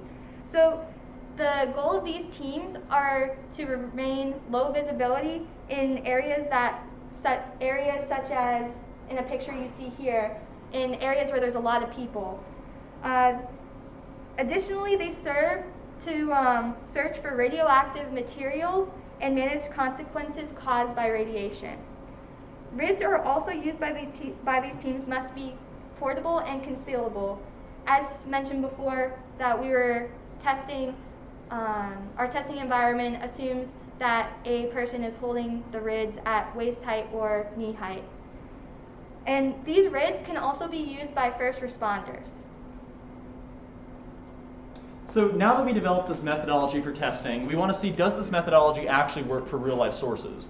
We have our stand, we have our source. As we discussed earlier, we used a cesium-137 source, monoenergetic photo peak at around 662 keV. Most of the sources actual teams will be looking for plutonium and uranium, are going to have most of their peaks located in this low energy spectrum to mid energies. However, there's going to be a significant amount of noise. To get rid of this noise factor with using something like natural uranium, we wanted to use a monoenergetic photo peak in cesium. What you see here on the bottom are these spectral plots pulled out of the 3 detectors with a 5-minute count at a distance of 10 centimeters. Starting from the left and moving to the right, we have the SAM Defender, the E2MR, and the Hermes. As you can see, all of them were clearly able to identify the source. For our calculations, we applied a Gaussian peak to get the full of half max when determining the resolution. And as stated earlier when discussing manual specifications, everything nearly fit what it should be according to specifications, both for the individual RID and the sensitive volume used. So for the Defender, it was the best in both cases, with just by virtue of being an intrinsically better detector using thallium-doped sodium iodide with a large PMT, and having an extremely large sensitive volume, you're going to have a higher solid angle. So see, the efficiency for the Defender and the resolution for the Defender was both around 8%, which was nearly double the second for either category. The Hermes performed the second best for efficiency at 4.63%, followed by the E2MRs at 2.8%. For resolution, the Hermes and E2MR fit both around 4%, which for their sensitive volumes being CLLBC with a SIPM attached is what it should be. So something we were worried about are in our initial problem set and specification, we were just looking at these smaller E2MR and Hermes devices you can fit in your pocket. Due to some constraints we had, we started using this large SAM Defender. With a sensitive volume like this, it's no longer something you'd fit in your pocket, and we were worried, hey, because this thing's so much larger, is it going to skew our figure of merit evaluation? Is our procedure going to be wrong, kind of, because this thing is so much bigger? So this chart here is a normalization of counts per sensitive volume, basically just dividing the number of counts by the sensitive volume of the Defender. Going back to this chart, you can see on the left-hand chart, the SAM Defender's peak was almost at 13,000 counts, as opposed to E2MR and Hermes being around 100. However, when you normalize the counts per sensitive volume, you get a much more reasonable difference between these three. Even though the SAM Defender is still the largest almost by an order of magnitude, it fits a lot more with what it should be. Because you're using thallium-doped sodium iodide, you're going to have a much better intrinsic efficiency, so this fits with what we expected, and it shouldn't necessarily skew our figure of merit evaluation. However, the crux of our project was, can we use this procedure that we developed to rank these detectors for emission? The mission set here was just finding a cesium-137 button source at 10 centimeters away. Nothing crazy complicated, however, our purpose is, does this procedure work? As this depiction shows right here, with the Hermes Defenders and E2MR's figure of merit, we were able to accurately almost sort the devices and rank them for the mission set. The E2MR had the highest figure of merit with 3.54, followed by the Defenders at 3 and the Hermes at 0.6. This fits probably what we expected it mostly to be at. The important thing to note here is that even though the Defender is the intrinsically better detector with much higher count peaks and everything, it wasn't necessarily the highest figure of merit. That's because the figure of merit calculation is efficiency over resolution of the 1.5 power. So even if you're getting significantly more counts off, because it's a relationship between the two, you can have E2MR with these tiny little blue bars on the bottom representing barely any counts per sensitive volume being the better detector used for a mission set. The important thing here is that going back to this low vision mission set that these teams are going to be using is, you don't need to carry around this huge detector. If you can have the figure of merit higher and a smaller and more portable device, that device is most likely the better detector to use. In the future, we want to do more RIDs and more data points. We want to see that, hey, we're using these two with CLLBC and one with thallium-doped sodium iodide. We want to see, can we use click or something else, and where does this fit? Additionally, we want to see more sources. The Hermes benefits, it also has a helium-3 tube inside of it, and CLLBC can also detect neutrons. So we want to see, can this neutron detecting properties, if you're using S&M or something that's also spitting out neutrons, is that a critical factor, and will that also provide better figure merits? Additionally, computer simulation, we want to see megalib or GADRS, gamma ray detection things. Do our practical results really reflect what should be happening theoretically? And additionally, if our practical results do reflect accurately software results, can we just perform more calculations software without necessarily being constrained by cost and getting these new detectors? Figure of merit evaluation. Hermes and E2MR have roughly the same sensitive volume size with the same sensitive volume material. However, they have significantly different figures of merit. So we don't want to speculate as to what necessarily these differences are, as that's outside the scope of our project. However, we want to see what's really the difference right here and what's causing this big thing. Is it a flaw in our procedure? Is it a flaw in the testing environment? Or is it a flaw in the individual units? We're not sure. Lack of pattern here. Because there's no overlap in our figure of merit evaluations, the procedure does work. However, there are systematic differences between 3 detectors, which makes sense when you're using 3 completely different individual units. Big sources we used were, shout out to Dr. Hank Zhu from DITRA, and along with JPDL as well. Glenn Knowles provided much of the background, as well as just general sources. Ladies and gentlemen, this concludes our brief. Are there any questions?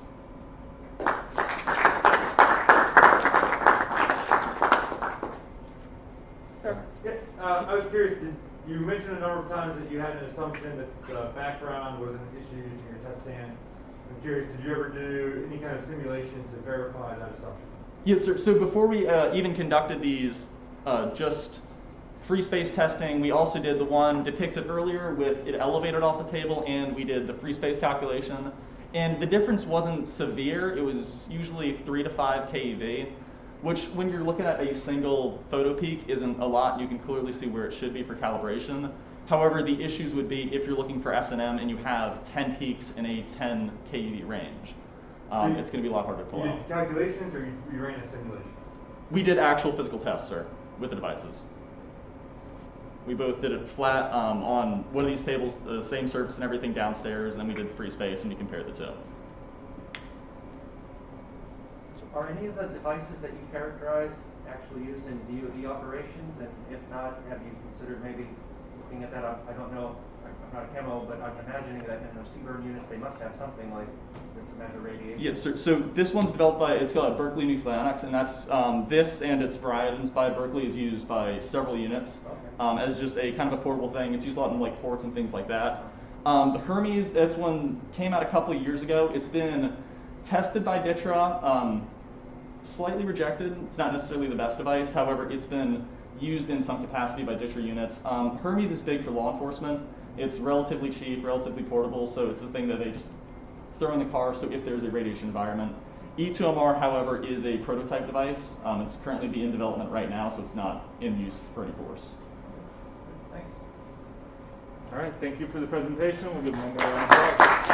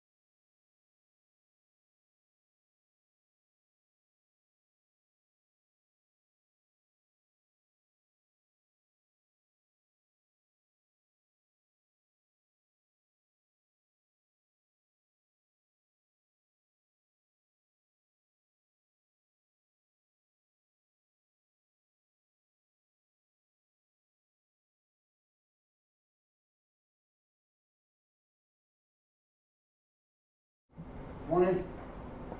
All right, welcome back, ladies and gentlemen. We have our last presenter of the day, Cadet Boyle, and we'll be talking to us about maximizing the benefits and mitigating the risks for hydraulic fracturing.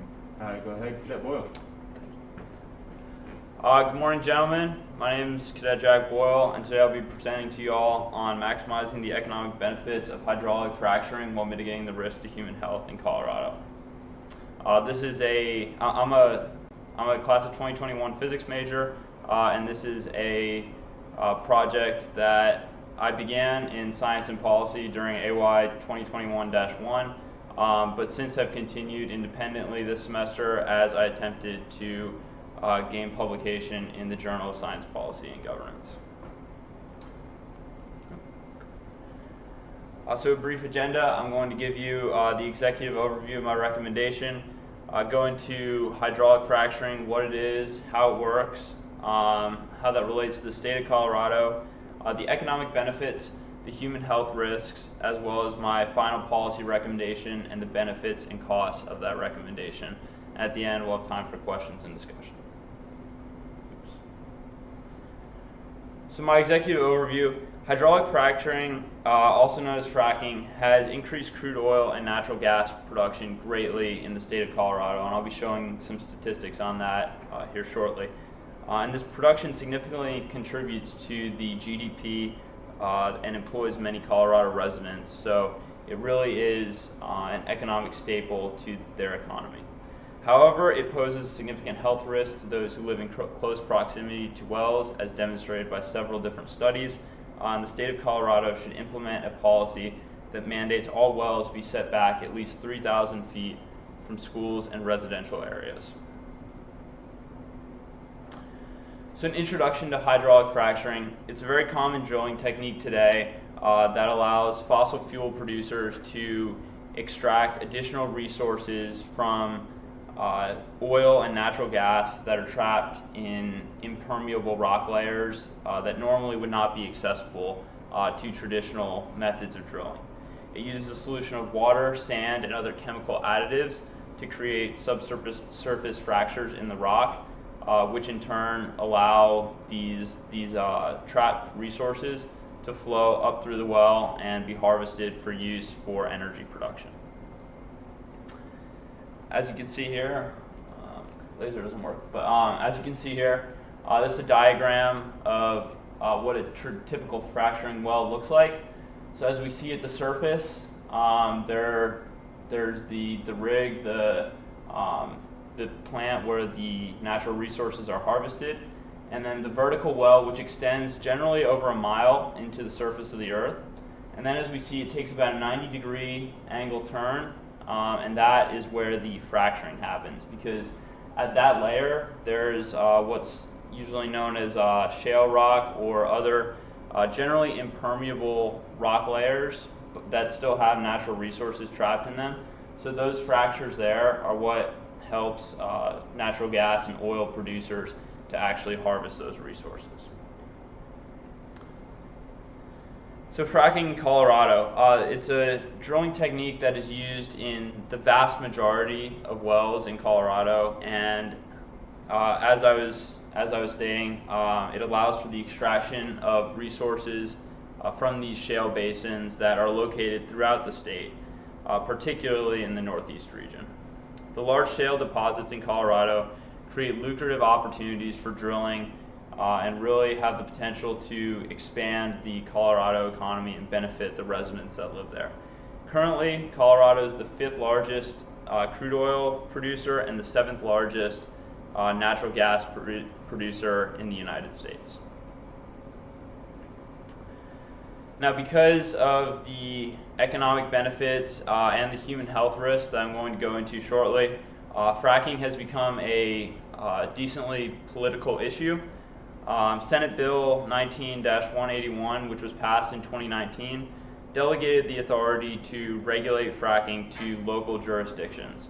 And so the implication of this was that local jurisdictions then had more power to potentially regulate fracking and minimize its use across the state. And this increased regulation can really threaten the fossil fuel production that so many Colorado residents rely on for their welfare and their source of income.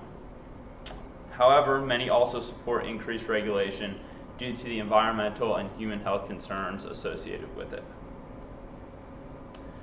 So beginning with the economic benefits, the implementation of shale oil extraction back in 2008 caused oil production in Colorado to exponentially increase, as we see here on this graph.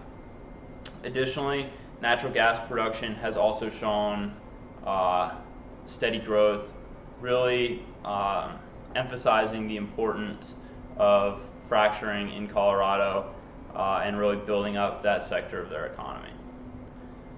As we see here, the production of crude oil employs 89,000 people yearly, and natural gas over 120,000. In total, these two industries contribute over $30 billion to Colorado's GDP, which is around 7.76% as of 2020. Now moving into the human health risk. fracking wells can contaminate groundwater and release toxic hydrocarbons, also known as volatile organic compounds, or VOCs, into the atmosphere, which are generally harmful to humans if they are inhaled at a high concentration. The proximity to wells has been related by several studies to human health effects, such as cancer and other adverse dermal and respiratory symptoms.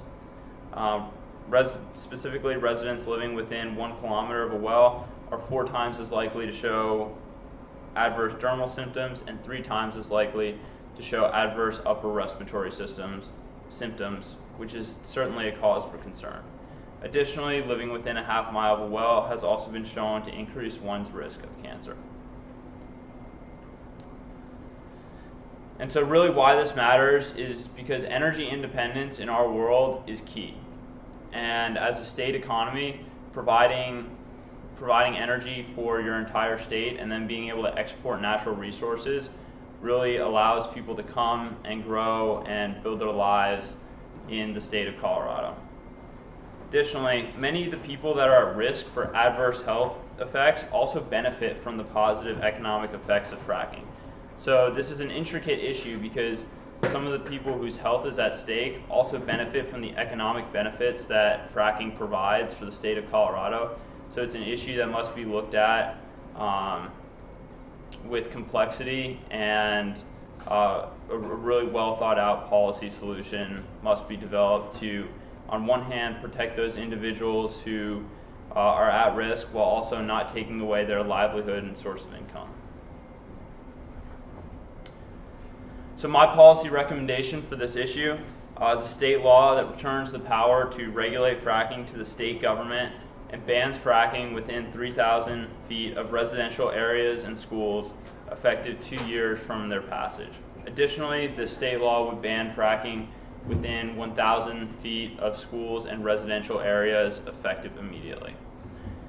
And so the benefits to this policy is it will immediately protect those who are at the highest risk for adverse health effects due to fracking. As you move closer to being around a hydraulic fracturing well full time, that's when your risk for adverse health symptoms increases. So immediately banning fracking within 1,000 feet of those areas where people live and work on a daily basis is key to preventing those adverse health effects immediately. And additionally, this will in time reduce the risk of health issues to over 255,000 Colorado residents, as it allots 2 years for fracking companies to increase the horizontal drilling distance of their wells and explore new areas to drill. So that way, when the 2-year ban does go into effect, then individuals will be protected, and the idea is that the fracking industry will also be able to continue drilling and not lose many of their natural resources. Now, two of the main costs of this policy recommendation is that assuming a horizontal drilling distance of 3 miles, approximately 25% of the Colorado subsurface would become inaccessible. Additionally, after the 2-year transition period expires, fossil fuel production may be temporarily inhibited if fracking companies are not able to make up for the wells that they will lose after that ban goes into effect. So in conclusion, hydraulic fracturing has several benefits and costs that are significant in Colorado, and the need for energy and economic prosperity must be balanced with the need to protect human health, especially when those who are at risk for human health are also those who are benefiting from the benefits of fracking.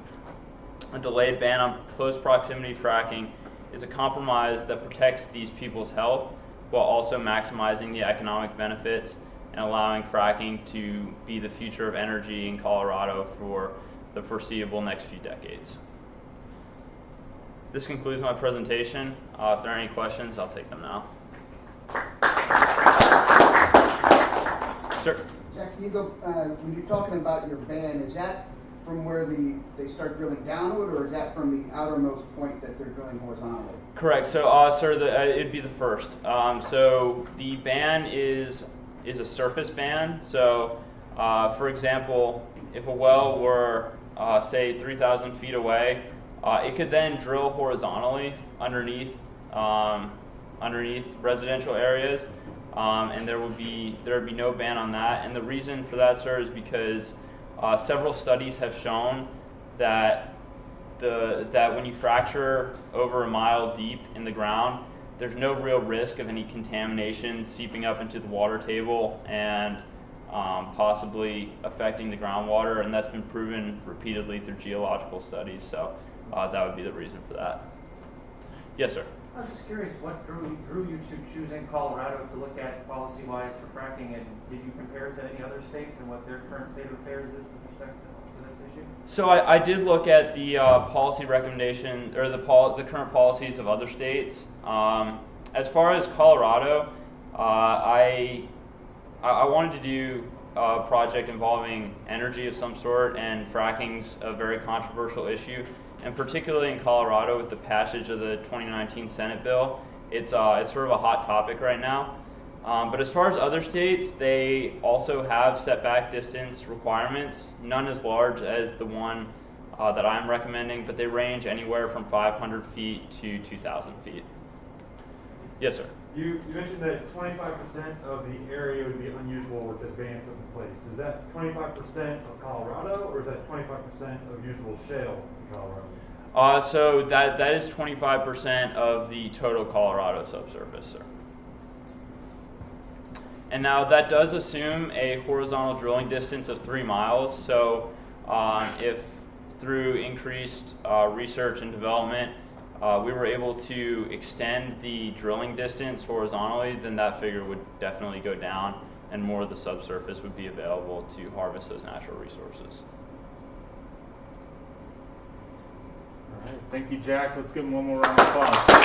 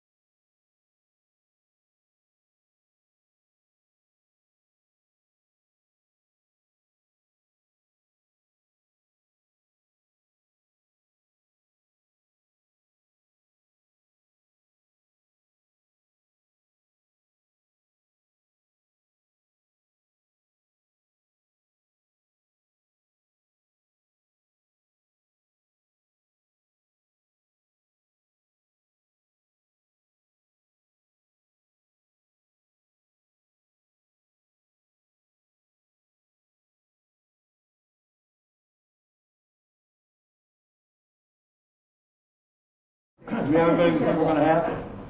Yes. All right. Hey, great day. Great day in the House of PaNE. These things don't happen by themselves. This is really a culmination of a lot of hard work. I'm fully vaccinated and nobody's close to me. This is great, and it's a culmination of a lot of great work by a lot of folks, whether it be the lab staff, the IT staff, faculty, and then obviously cadets. You crushed it again this year. Really appreciate all you've done and all you were able to do, particularly within the constraints that we were operating in within the COVID environment. So thank you. As I was walking around, I'm sorry I didn't get to see everybody's presentation or see everybody's poster, but I was very impressed by the quality, the depth, and the breadth of work that was put on display today. And for those of you that weren't able to be here and share this with us, you missed. The things you were able to see were great. But there were some other things that you probably missed just because of the environment that we're operating in. So, like I said, this just doesn't happen by itself. It happens because there's a lot of great people behind the scenes doing the work. Colonel Gerving, obviously a big hand for synchronizing and planning all this stuff. Thank you, Pitchfield, our master of ceremonies, and helping us get everything set. The entire IT staff, which must be again, like I said, the lab staff. Although maybe not for today specific, but the results of today are because of our lab staff and what they're able to do to enable the equipment to be available and help us get through all those. So big hand out to the lab staff. And I guess to make today happen, we had a large contingent from the Corps program out manning stations and hurrying and giving directions like, no, over here, cool kids are over here. No, and there's other cool kids over here too.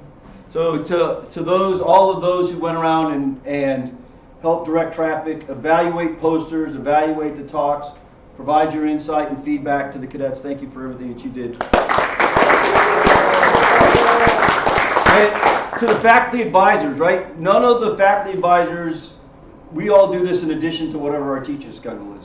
And we do it because, first of all, we enjoy the physics, nuclear engineering, and space science that we're involved in.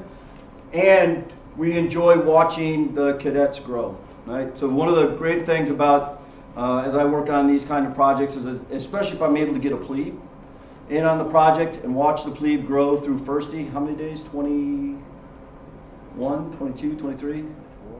24. Oh man, that's forever. I don't know. A lot of things. Plebes, how many days? 24, sir. 24. All right. That was almost bad. But it's that, to all the faculty advisors, thank you for coach, mentoring, teaching, directing, helping, spending all that extra time in the labs or working through computer code or reviewing papers and all those kinds of things. So thank you for doing that, making this opportunity, this experiential component of your academic program worth doing. And so thanks to the faculty for doing that. And again, cadets, great job. Great job all around. But we do have a few awards, right? For those who went above and beyond, achieving excellence in all that they do.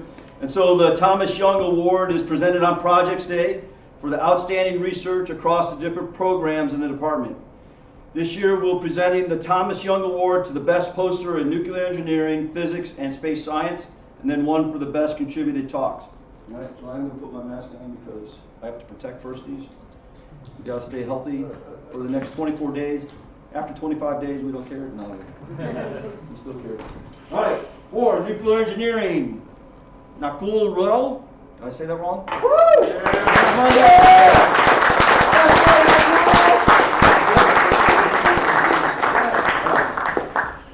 Good. Please, just saying. You got it. I'm just saying out loud. Congratulations. We'll do the pumpkin, right? Perfect. Great. You'll get one with the name on it. I appreciate it. Thank That's you. awesome. Physics. I saw you, George. Zane, where you at, my brother? Come on down.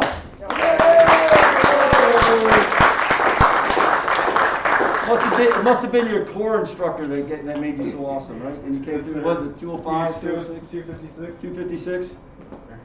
All right. Well done. Great job. Great work.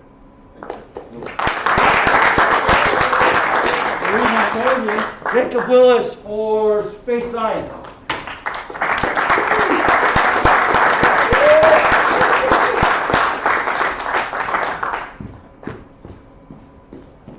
Man, look at that. We're about getting all the classes. Good. All right. All right. And for the best contributing talk, I don't see her, Space Ranger Anna Osborne. Oh, Anna.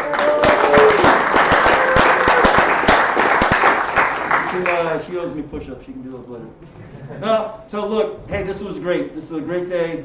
I'm very proud of every single one of you. You make the difference. All right, you make the difference what we do around here. For the firsties, you got a bright future. In 24 days, we'll start calling you lieutenant. Be responsible for America's sons and daughters. That's a great thing. And so we appreciate what you've done as you've mentored. Some of you have been mentoring the underclass in your research projects as well, and that matters. So good. 24 days. That means the term ends are done in 14, 15? What we have? 15 or 16 days left. The term ends. Got a lot of learning to do in the next 2 weeks. Great job. All right. Have a great day.